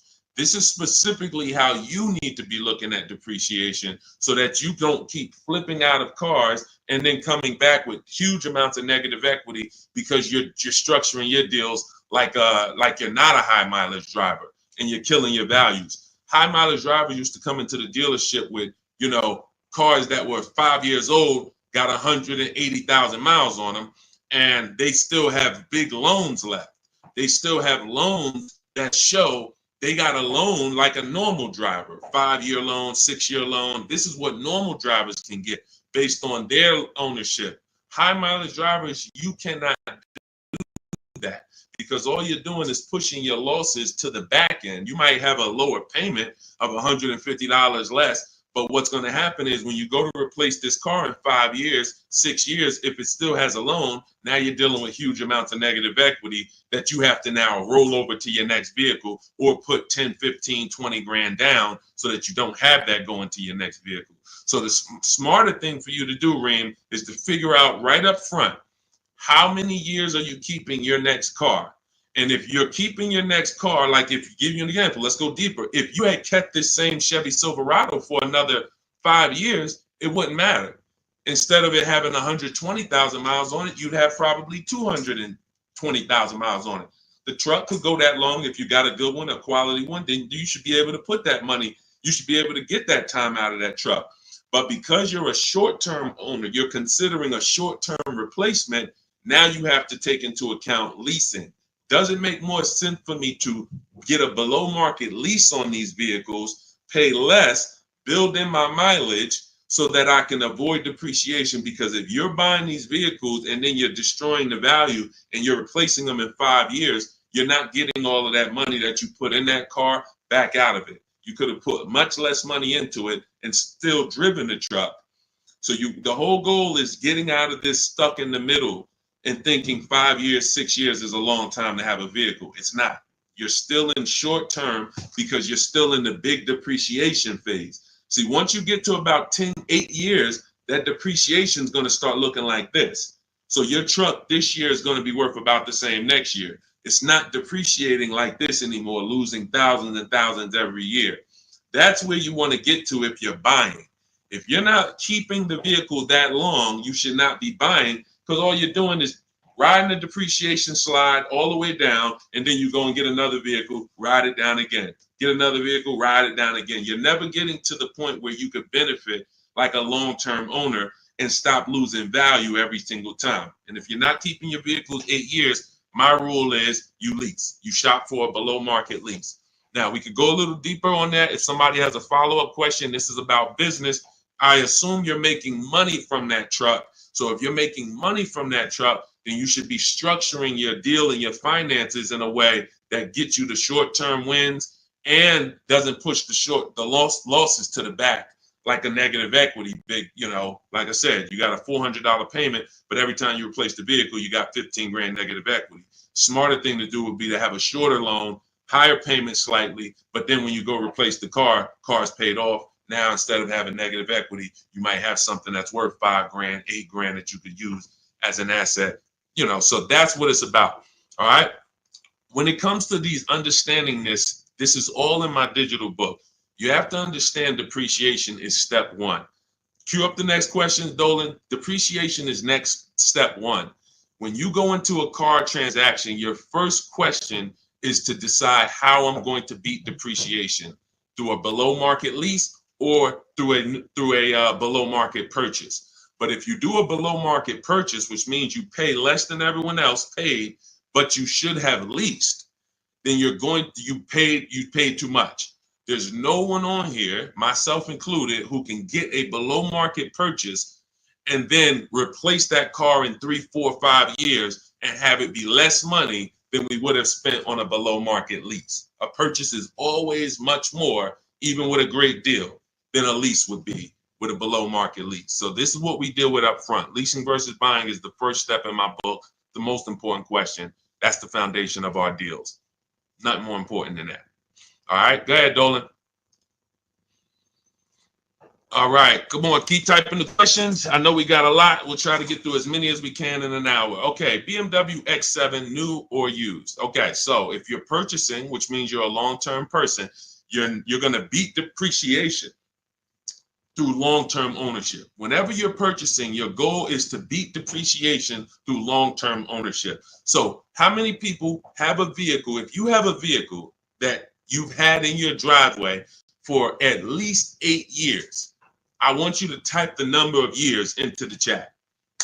Type the number of years into the comments if you had a vehicle more than 8 years, 10 years, type it in, 11 years, 13 years, 8 years, only if it's more than 8. I want to show you how you should be looking at purchasing and what your goal should be. What your goal should be when you buy. Okay, so I see somebody TikTok 15 years. I see, okay, brother, I see 11 years. Okay, anyone who has a car, if you have a vehicle in your driveway right now that you have had, William Smith, 12 years. Okay, if you've had it more than 8 years, type the number of years into the chat so that you can understand what we're about to break down here. Because you're asking Chuck T, new or used. This is totally based on budget. But after you decide what your goal is, which is a long-term purchase. All right, 9 years. I see you, Liz. All right, so when you look at keeping a vehicle as long as the people who just shouted out how many years they've kept it, this is what their depreciation looks like now. Some of them like this. Somebody like brother who he's had his vehicle 11 years, his depreciation is like this. What does that mean? If his vehicle today is worth $7,000, a year from now, it'll probably be worth close to 7,000, maybe 68, 62, 7. He's losing a very small amount through depreciation. He's beat depreciation. So that's the benefit of all the money he put into the car, is he now has a vehicle that is no longer depreciated. He could drive it for 4 or 5 more years. My father had a GMC Envoy that he's had since 2013. We bought it pre-owned for him. He's had it since then, paid it off 5, 6 years ago, and he's had that vehicle. It's been worth about $5,000 for the last 2 years, and he's going to sell it for close to that. So that's when you beat depreciation.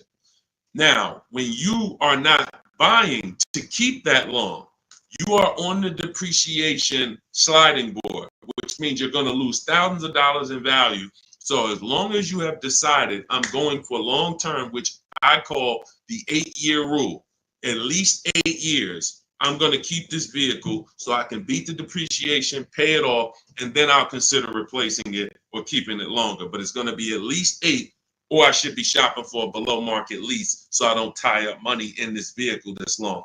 So now you've decided I'm a long-term person, I'm purchasing new or pre-owned, strictly based on budget. Can we afford both? If we can afford both, then I have in step 3 in my book, and step 4, which is shopping, not buying. This is when I'm helping you make this decision of new versus pre-owned. Which value system are you operating with? Some people, if they know they're only getting a replacement vehicle every 8 to 10 years, they're going to go and get a new one because they're like, listen, I only do this once a decade. I want to make sure I have the latest and greatest. I could afford it, no problem. Some people, they say, you know, even though I could afford the new one, I want to go pre-owned. Let me try to knock 20%, 30% off my investment so I have even less money invested in the car.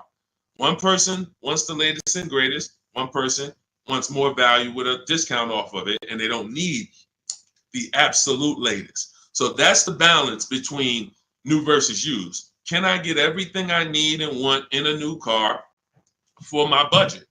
Can I afford to get everything I need and want in a new car, BMW X7, for my budget? If yes, then you can go new. If your value say, listen, I could afford it, but I want to knock 30% off, 20% off, 20, whatever it is, whatever the below market used car deal would be for that vehicle, then they go that route. There's no right or wrong there. But if you can't afford to get everything you need and want in a new one, then your only option is to go pre-owned. But it's all based on the 8-year rule first. You should be buying to beat depreciation to keep at least 8 years. You're buying a depreciating asset. 3, 4, 5 years, 6 years of ownership is losses because you're not going to get the money back in resale when you're depreciating that vehicle the first 5, 6 years and then going and replacing it. You're not getting that money back.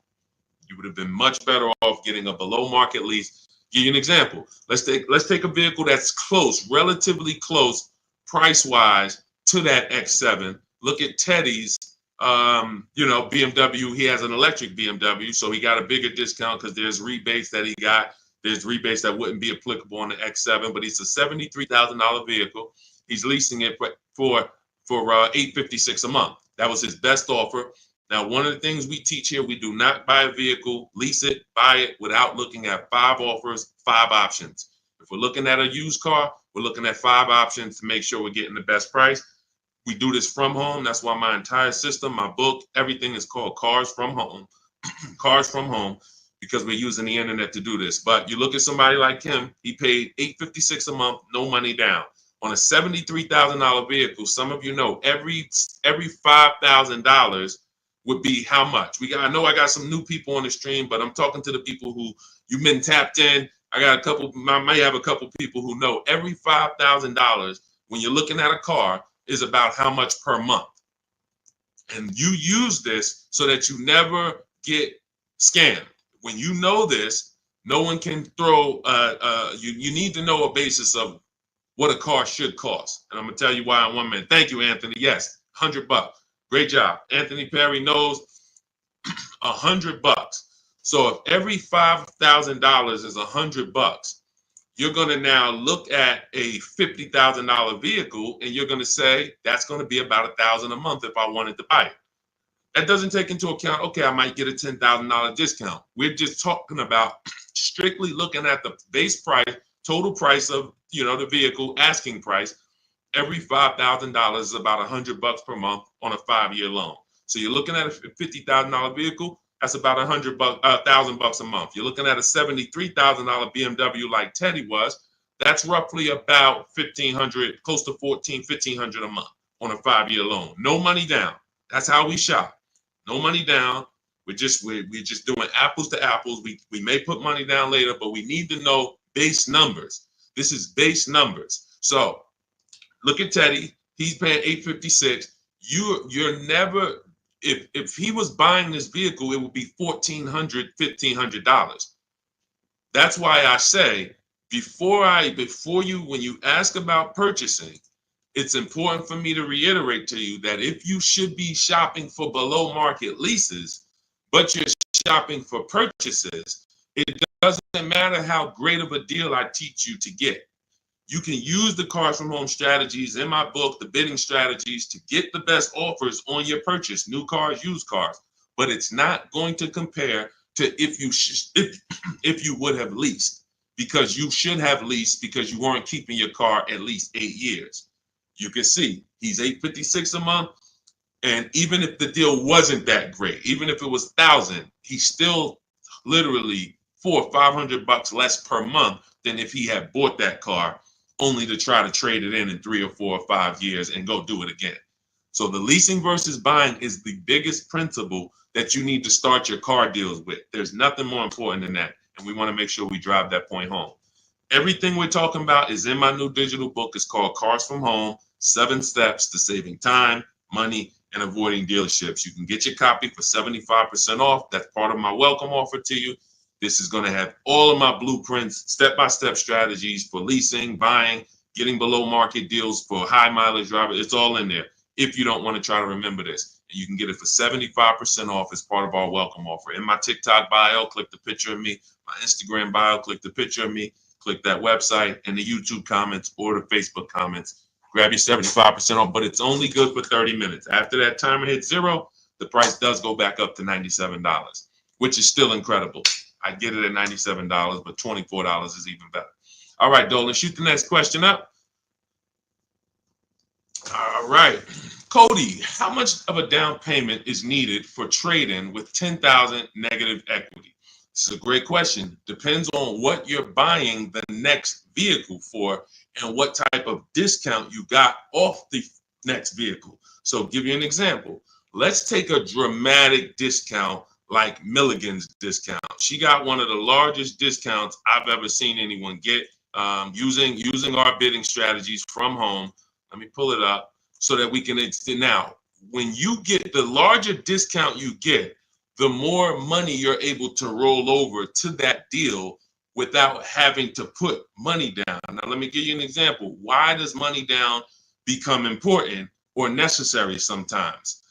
The banks have something called loan to value ratios. Loan to value ratios. So the banks may say, based on good credit, we will lend a customer 20% above the value of the vehicle they're buying.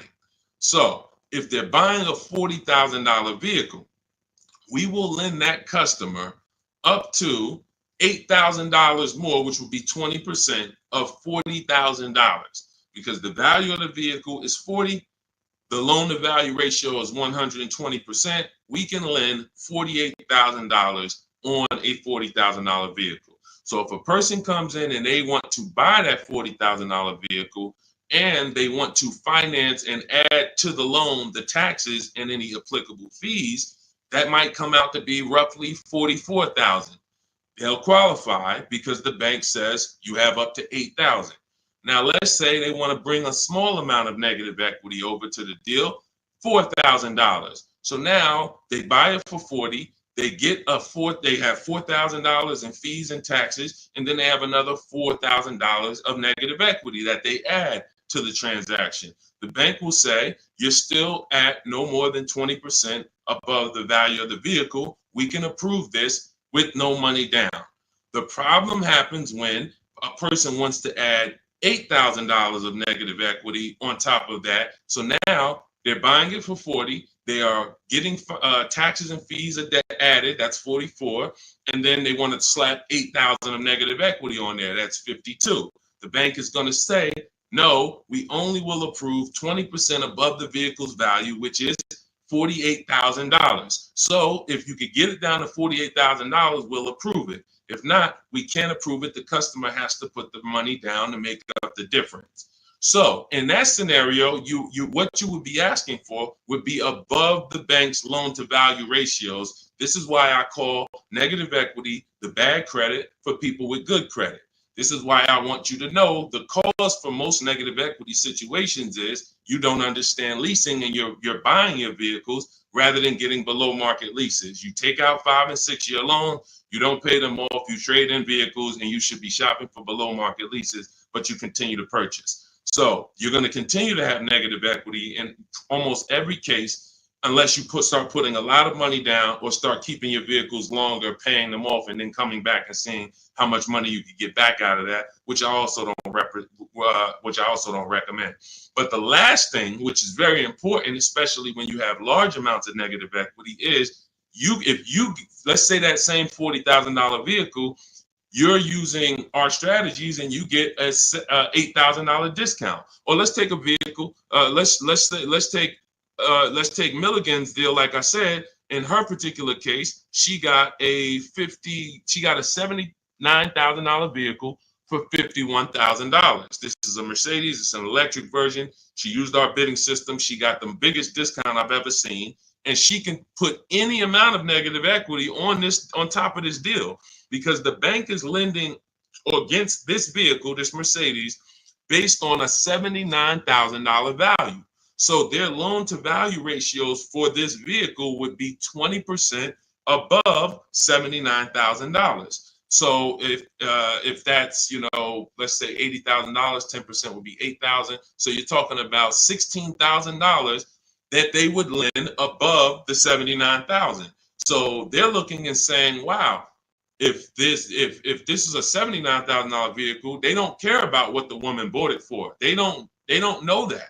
All they know is when the loan paperwork comes in, we're asking for less than what the loan to value threshold show. And they have other people that go and they pay list price. They go in, they have no strategies, and they just go in and say, all right, it costs $79,000, I'll take it, not realizing that, okay, I didn't negotiate, I overpaid by almost $27,000.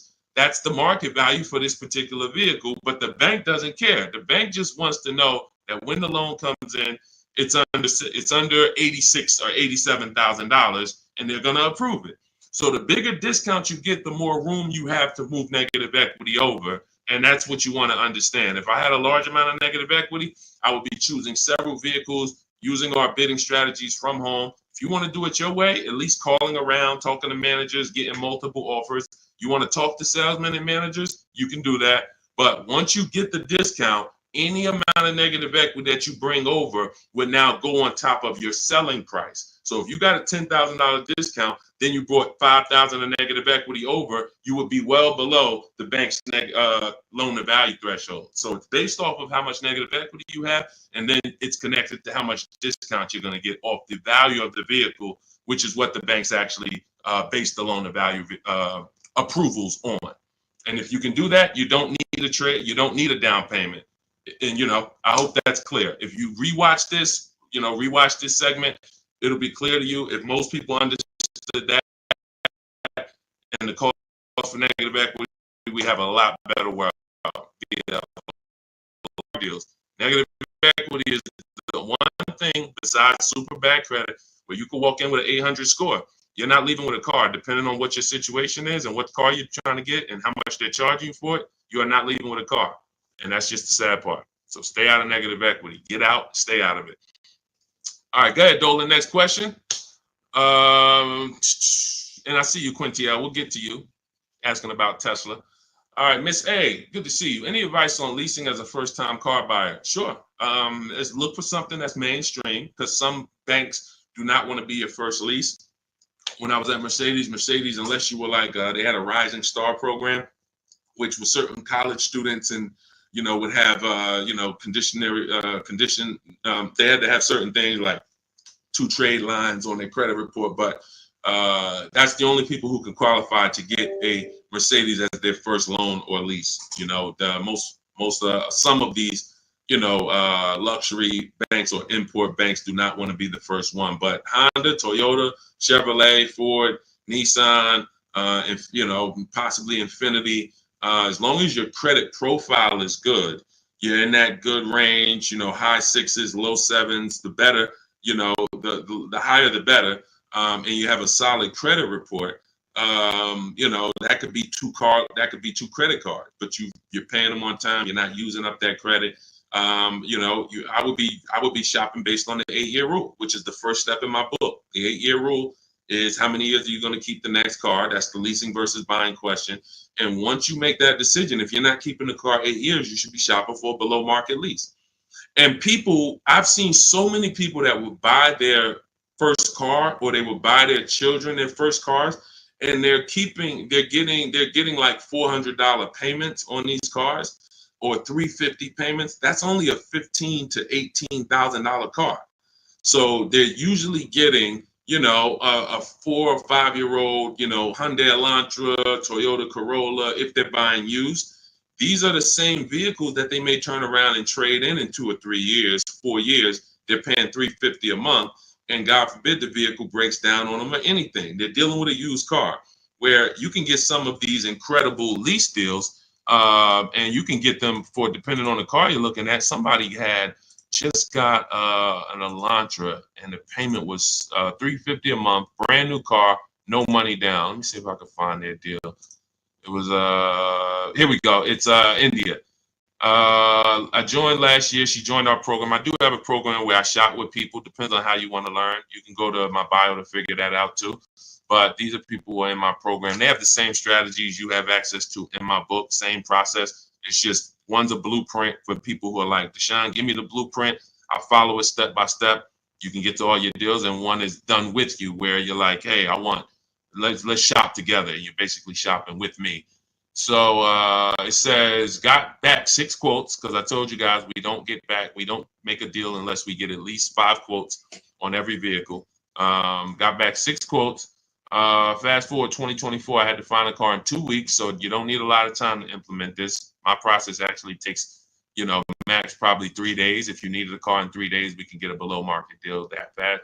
I had to find a car in 2 weeks, so I got to work in about 5 days. I walked out with a 2024 Hyundai Elantra, 36 month, 12K, 365 a month, no money down. So this is a brand new vehicle, probably about a $26,000 vehicle. No money down. So when we consider the fact that, as I said, some people are buying their family members, $15,000 to $18,000 vehicles that have a 365 payment. Okay, do I want my people? Do I want my child or whoever in a 2019 or 5-year-old or 4-year-old or 6-year-old used vehicle for $350 a month, $360 a month, or can I go out and can I lease a below market? Can I get a below market lease? Because again, there's a lot of people paying a lot more than what India just paid. So I don't want you to think that's the deal for everyone. That's a below market lease deal. You can look at the commercials and you'll see that anytime you go to a website to lease a Hyundai Elantra, that's not going to be the deal. $350 a month, $360 with no money down. They're probably going to say $279 a month with $3,500 down plus tax and fees. And again, the key is this is a below market deal that India got using my blueprints, using our shop from home strategies where we don't talk with dealers. So that's the thing. I would most likely say I want my child or my spouse or whoever in a new vehicle for the same payment rather than a used one. So that's it. So everything we're talking about is in my new digital book. It's called Cars from Home, 7 Steps to Saving Time, Money, and Avoiding Dealerships. You can Google it. It's already 5-star rated. In fact, before we go to the next question, I wanted to pull in some of these reviews. Thank you to everybody who has reviewed the book. And I appreciate it. I just grabbed a couple random ones. Says here, this book is a must have if you're thinking of getting a new or used car. So much has changed in the process since I bought my first car 40 years ago. Think of it as a workbook. So even though you finish the book, you will refer back to it several times in the process. Deshaun takes you step by step through the process and has videos to support the steps that I do. That's a surprise in there. For those of you who have the book, I link to certain videos to help you understand things better. I feel better prepared to go out, get the deal I want for my next car, and I know that I didn't get taken advantage of by a dealer. Thank you, Marguerite. Appreciate you. Again, you can get your copy as part of our welcome offer to you for 75% off. Books normally $97. You go to my TikTok bio, click the picture of me, go to my Instagram bio, click the website that says 75% off, or you can go to my Facebook comments or the YouTube comments to activate your 75% off. But it's only good for 30 minutes. If you visit it and that clock started ticking down, once it gets to 0, the price does go back to $97. So go get your book, screenshot the thank you page so you'll have the support team's email and come on back to the show. Go ahead, Dolan, shoot the next one in. Oh, Dominique said, buy the book, y'all. I bought a used car using Cars from Home strategy. I saved so much money and time. It was not hard either. If you follow the steps, Deshaun literally does it for you. That's it. That's a fact. Thank you, Dominique. That is a fact. Like, you're not using your stuff anymore. You're using my stuff. So that is, if you leave your stuff. That's why I represent Unlearn, Relearn, because when you decide you want to unlearn your way of car shopping and you want to do it the Cars from Home way, that's all you need. As long as you have a computer and you can copy and paste and send emails and visit websites, you can win. That's all you need. But you do need to be able to use a computer and copy and paste. That is a requirement. And everyone may not be able to do that. If you have somebody in your family that's good with copying and pasting and sending emails, that's all we need to win. All right. Thanks, Dominic. I appreciate that. Go ahead, Dolan.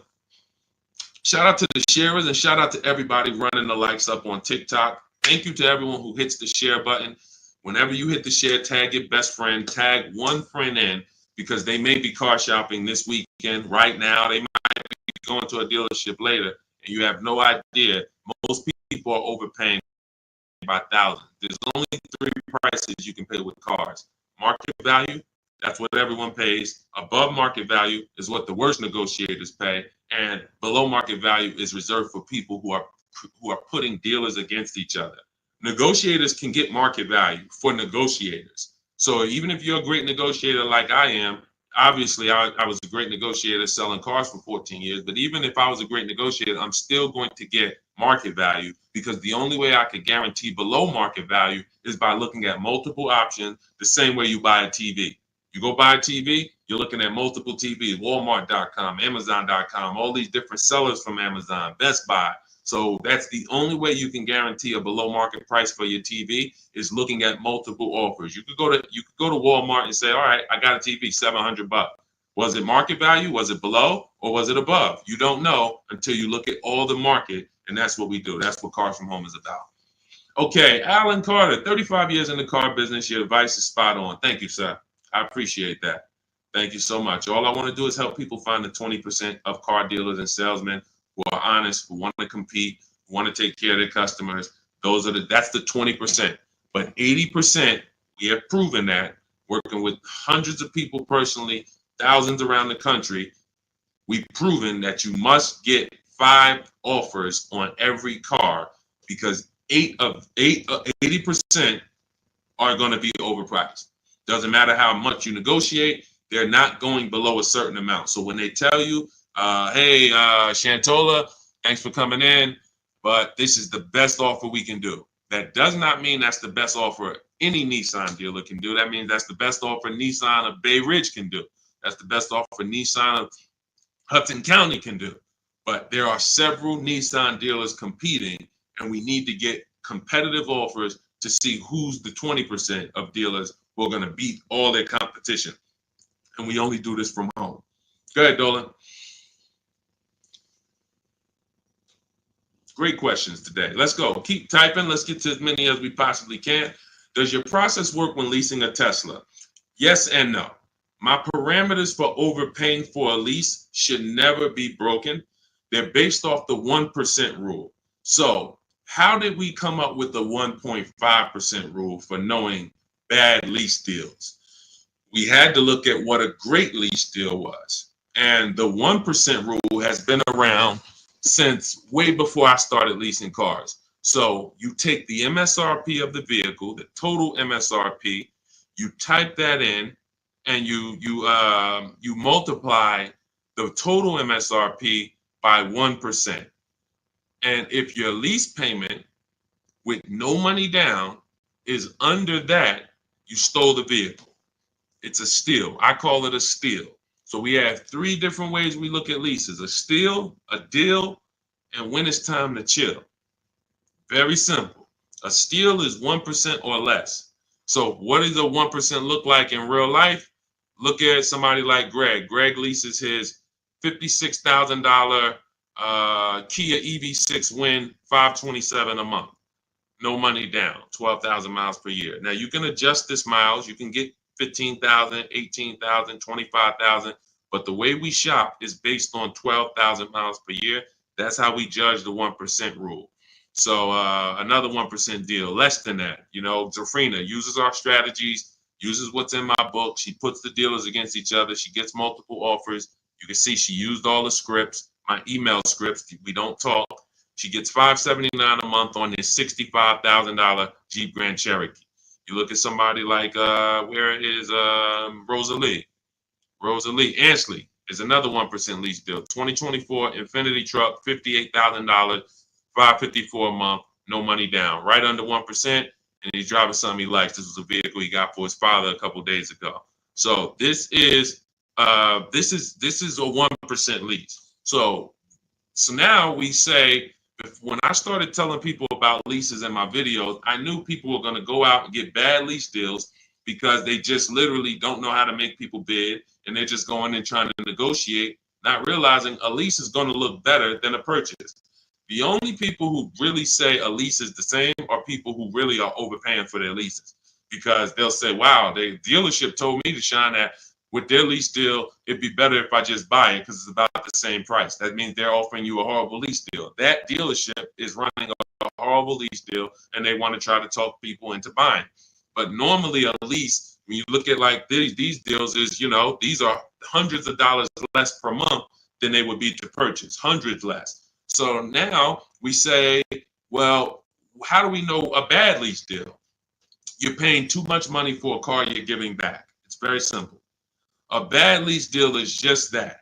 You're paying too much money for a car or vehicle you are giving back in 3 years. That's another reason we don't do 4-year leases at all. Because when you add up all the payments, you look and say, wow, I leased a $40,000 vehicle and I paid $28,000 for that vehicle over 4 years. Then I gave it back to them. You paid off almost the whole vehicle and then gave it back to them. That's why 4-year leases are horrible. But you're only judging your lease value by how much you're paying over time and how much did it cost me to drive that $40,000 vehicle for 3 years. Did it cost me $13,000 to drive it over 3 years? $17,000 to drive it over 3 years? $20,000 to drive it over 3 years? What did it cost me? And that's what the 1% rule is basing it off of. If you're looking at a $40,000 vehicle, you get a payment of $400 per month. It costs you 400 times 36, cost you $14,000 to drive a $40,000 vehicle over 3 years. That's much less than the normal depreciation of that vehicle. So we go up to 1.5%. So 1.5%, anything above that, you're paying too much for a vehicle that you're giving back.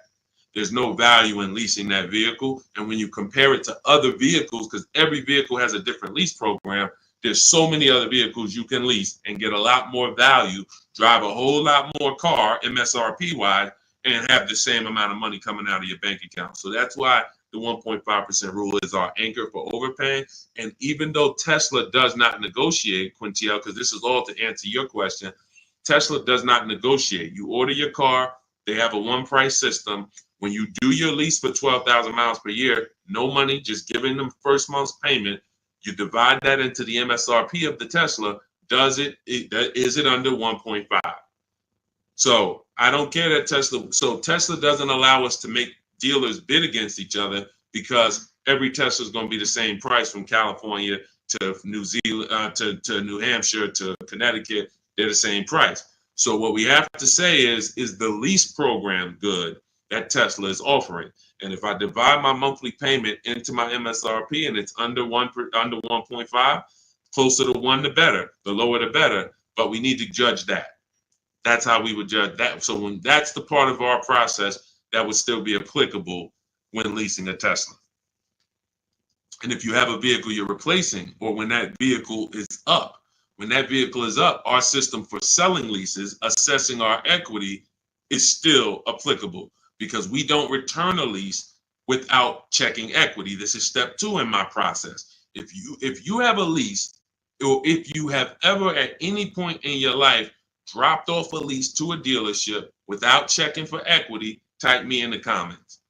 Type me in the comments. If you have returned a lease and you did not assess your equity, and matter of fact, I know there's a lot, you might be like Deshaun, I didn't even know you could sell a lease. If you didn't know you could sell a lease, just type a question mark. I didn't even know it was even possible for me to sell a lease, much less turn around and have a process for how I sell it or how I analyze. Okay, Faith, I see. I never done that. Dwayne Castro, me. Okay, perfect. So what we do is, this is step 2 in our process. We assess our equity on any vehicle that we are replacing because we don't trade. We don't trade. Some of you know that. So the equity assessment is how we don't give dealers back money. So if your car on the market is worth $19,000 and you go drop it back to a dealership, but they could buy that car for $16,000, now you just lost $3,000 of equity because they're going to buy that vehicle and they're going to resell it based on a market value of 19. So what we do is we make sure before we return any lease, we are checking the market value, getting 6 offers to see if is the price that a dealer can buy our lease for, is that a price that is a price that's higher than our is our market value higher than the market? Let me break it down like this. Let's say the dealer buyout price is $19,000, but your highest offer market-wise is $24,000. That means you have $4,000 to $5,000 of equity that we could cash out, let CarMax, Driveway, Carvana, Kelly Blue Book Instant Cash Offer, AutoNation, Car Gurus, one of these buyers that we use, this is all in my book. This is step 2. We get these online bids. We're going to let them buy the vehicle and then we'll make $3,000, $4,000, $5,000 once we sell it to them. And I've helped hundreds of people do this. There's several videos on my pages where you can see people that are commenting, man, I use your strategies. I made $7,000, $8,000, $10,000, especially during the pandemic, because every vehicle was worth $7,000 to $12,000 more than it's worth today, more than it would be worth in a real market. And I told people for 2 years straight, once I started talking about this, I said, listen, cash out now. If you have a vehicle, cash out. We help people cash out $5,000, $7,000, $10,000, $12,000, put that money in their bank, release or rebuy below market. And some people can say they capitalize on a once in a lifetime market that none of us have ever seen before. Strictly based on the equity assessment. This is all in my digital book. This is, if you're like Deshaun, I don't even want to remember half this stuff. I'm not going to remember it. You can get my entire blueprint that teaches everything about below market leases, below market purchases, below market new cars, used cars, making banks bid, equity assessment, selling leases. All of that is in my book step by step. And you can get your copy for 75% off for 30 minutes only. It's my welcome offer to you. I want to give you incentive to get the book now so you can pay less, 75% off. In my TikTok bio, go to that picture of me, go to the Instagram bio, click that link, click the button that says 75% off new book. Get your copy. Make sure you screenshot the thank you page. If you're on YouTube, your 75% off link is in the comments. Facebook, it's in the comments, but it's only for 30 minutes. After that, the price does go back up to $97, which is worth every penny, but $24 is better. So go get your book and then come back to the show. Go ahead, Dolan. Great question so far. Let's keep going. Does this work the same way for Canada? Scott, I'm not sure. I do believe that most would be applicable. I do believe that most. The difference is going to be the websites. So we're using our multiple marketplace strategy for shopping for used cars. We're using 8 marketplaces. Used to be 9, but Vroom went out of business. So we're using Carvana, we're using Carvana, CarMax, Driveway, eBay Motors, Cars.com, CarGurus.com, Carfax.com, and Autotrader.com. Those are 8 marketplaces that we use to shop for our used cars. I don't know if they're the same in Canada. I don't know if they're different. When we're shopping for our new cars, we use what I call, what's in my books, it's in step 5. It's called the 25 to 5 strategy.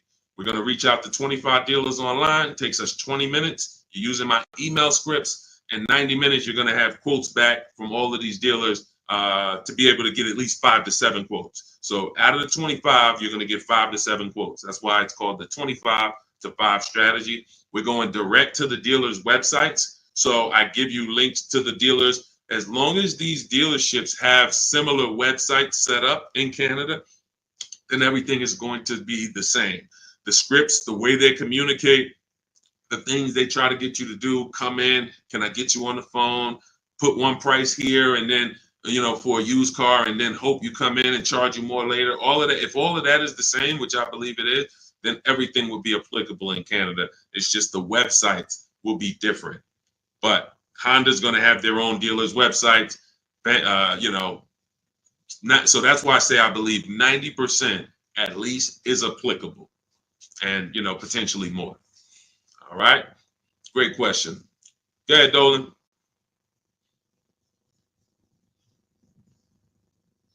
I have the book. Great job, and make sure you guys send me your emails, just like Tiffany did. I always use Tiffany because she was the first one to send us an email, and I always make sure I reference her. But everybody who sends these in, I get to bring them onto the show. I brought a couple more.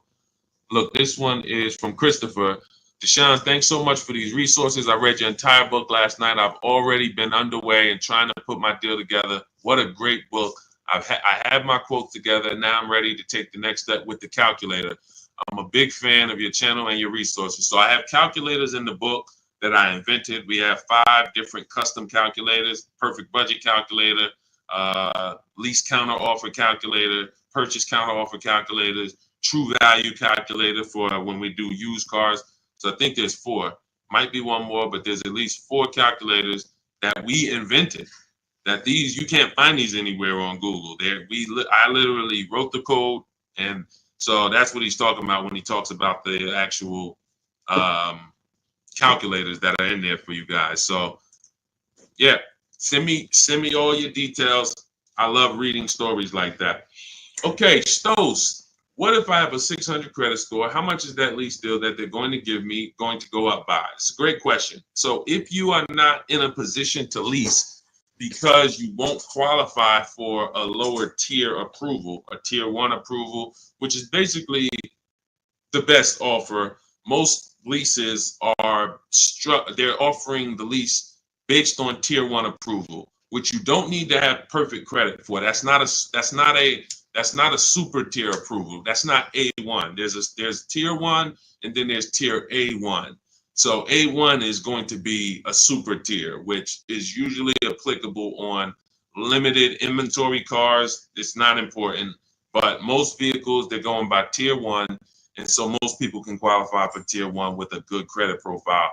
But if you don't get tier 1, the payments can go up significantly. If you get tier 3, tier 5, some banks have 6 tiers, so the payment can go up by $100-$150. That's why we always have backup offers. So in case someone tells us, hey, your payment's going up by $80, we go to our backup offer. We give them a chance to actually see are they lying to us? Are they just trying to take a shot at us? Because sometimes they are, sometimes they're not.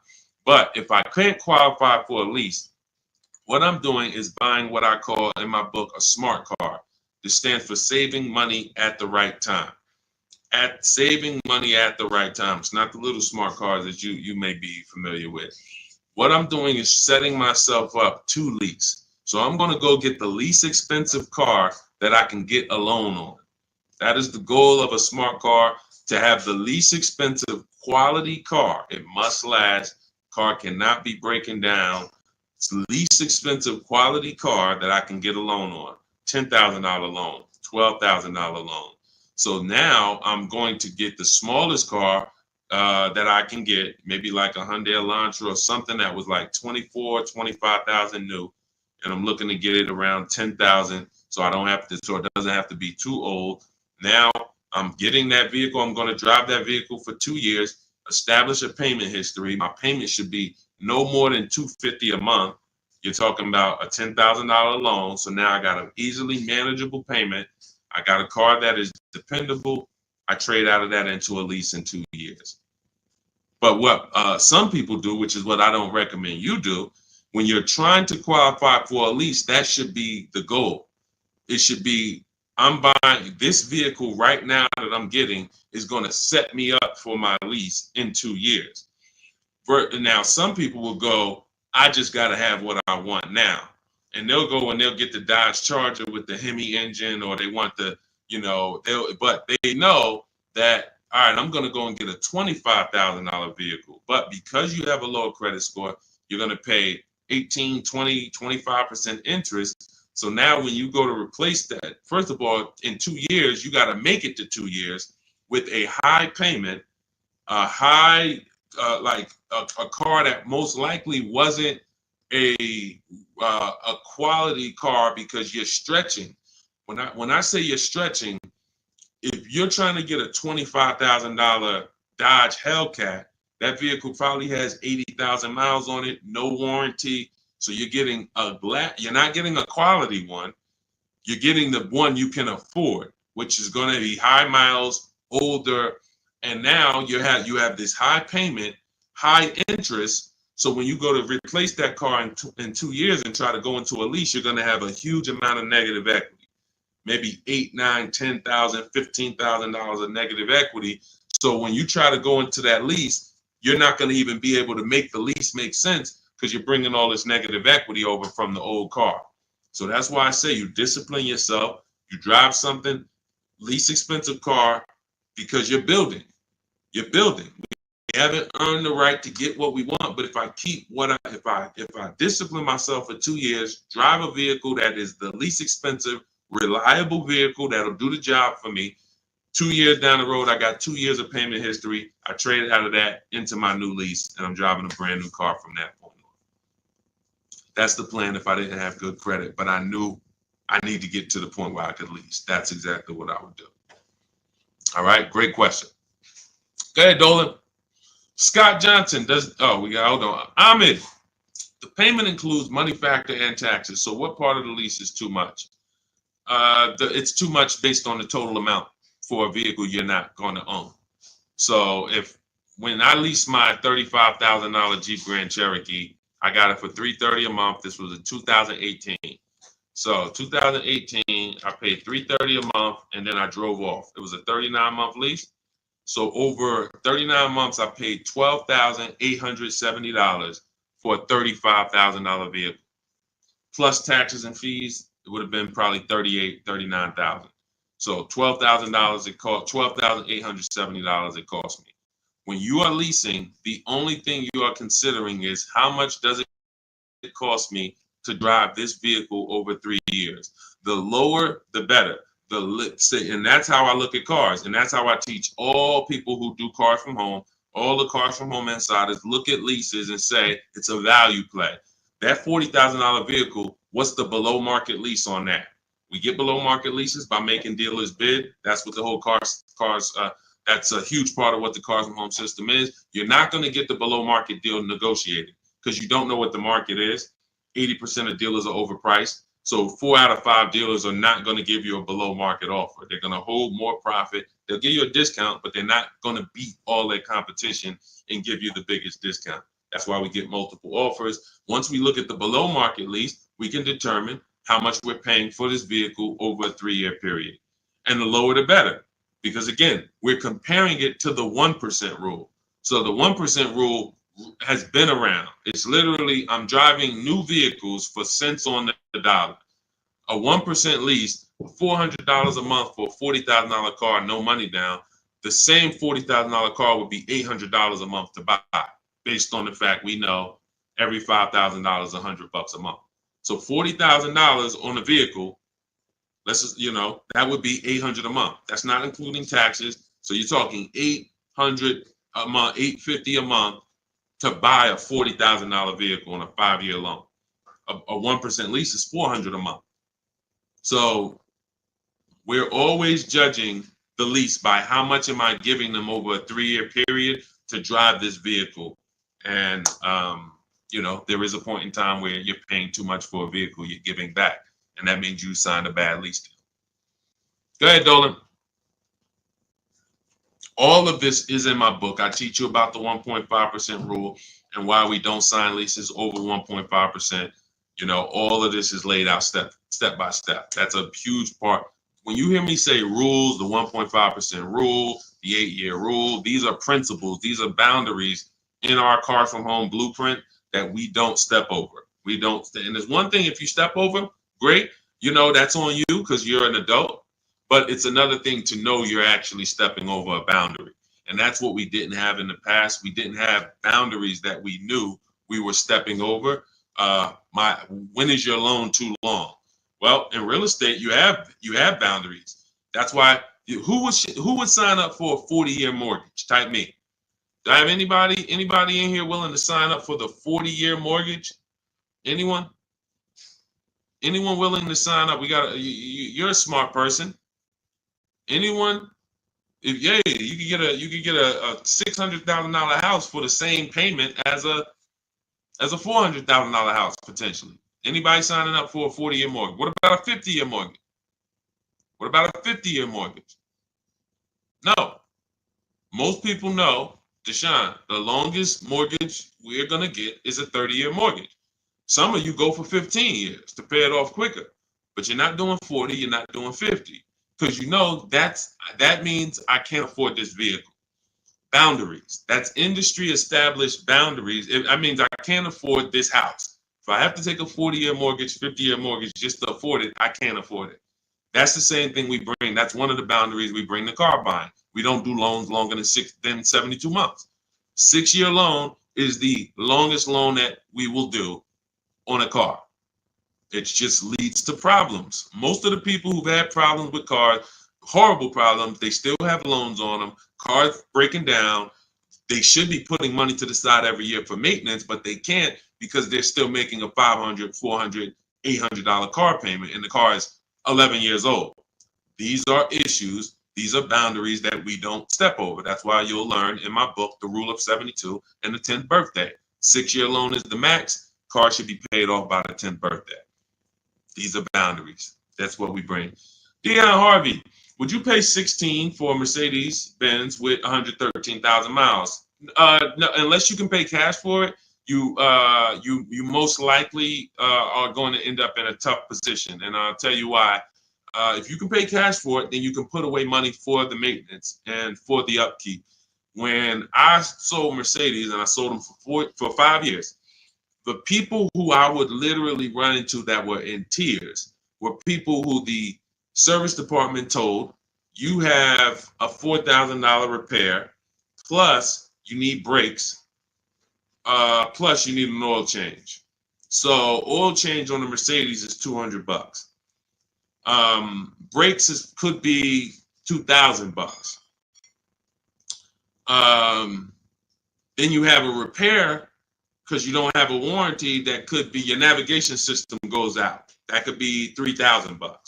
So literally you're looking at $6,000 and you still have a car payment and you still have insurance and you still have gas.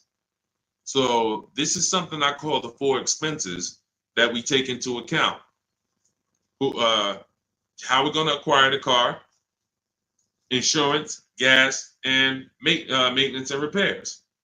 So these are the 4 expenses. And what gets people with Mercedes, BMWs, Range Rovers, Porsche, anything that's expensive to maintain and repair is nothing when something breaks, nothing costs $100. So it's not that they can't afford it. They can't afford to do that and make their car payment. So that's why I said, if you're going to pay cash for the 16 Mercedes and you've screened down title, history, service records, accident history, and then you've done a market assessment. This is all stuff I teach you to do step by step in my book when we're buying a used car, then you can pay cash for it. But if you can't pay cash for at this point, 8-year-old car with 113,000 miles on it, then you really can't afford that car. Go ahead, Dolan.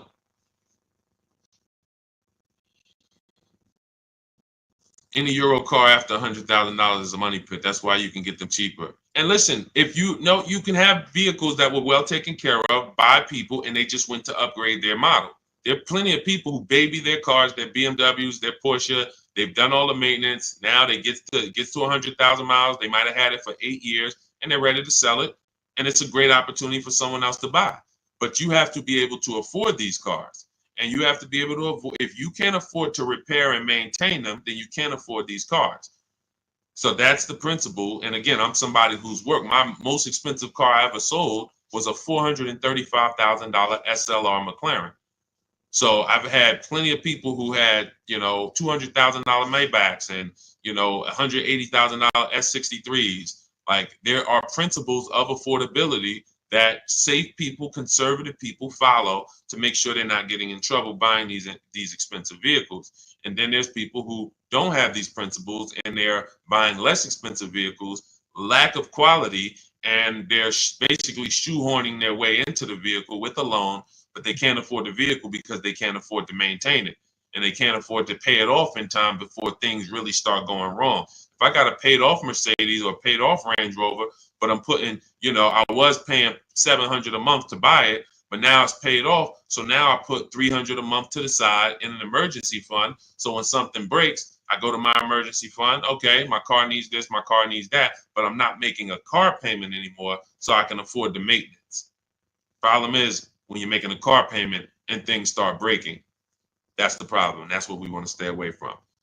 So Ron, I have to turn in my 2022 Kia EV 425. Don't want to buy it, but my buyer's 21, worth only 15 right now. So 425 a month on a $41,000 car, good deal. It sounds like it, but we don't know if that was the best deal, and that's the problem.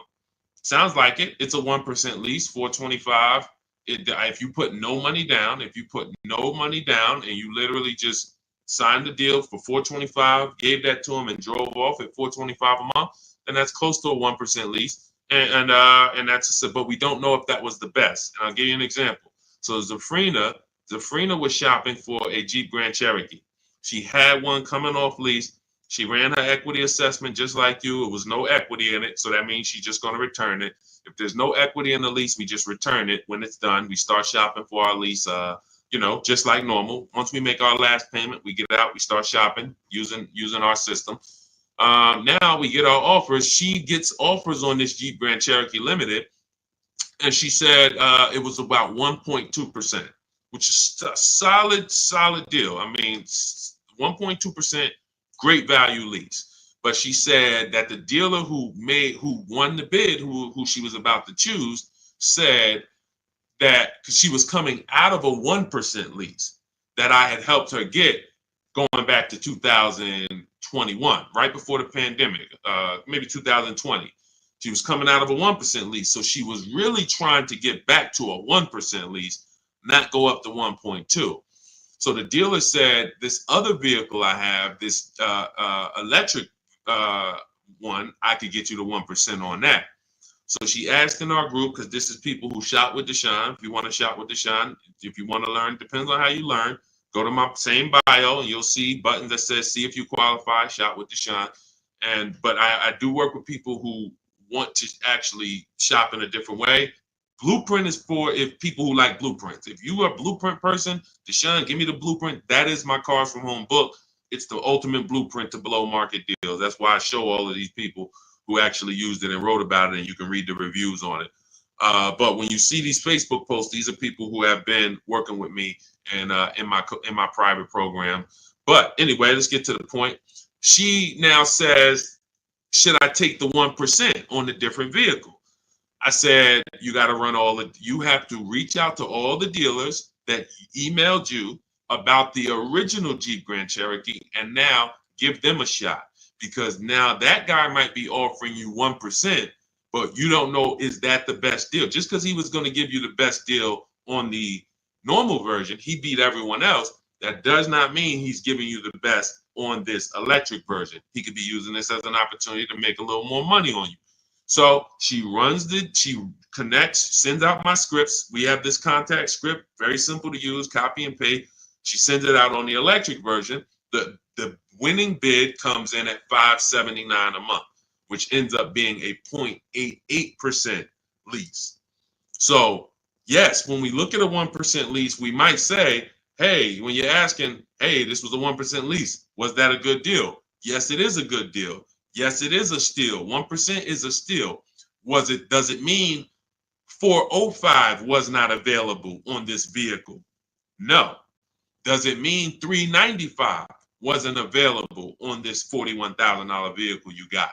No. And there's no way for us to know that unless you followed our process and you know there was no better offer than this offer. That's when you know.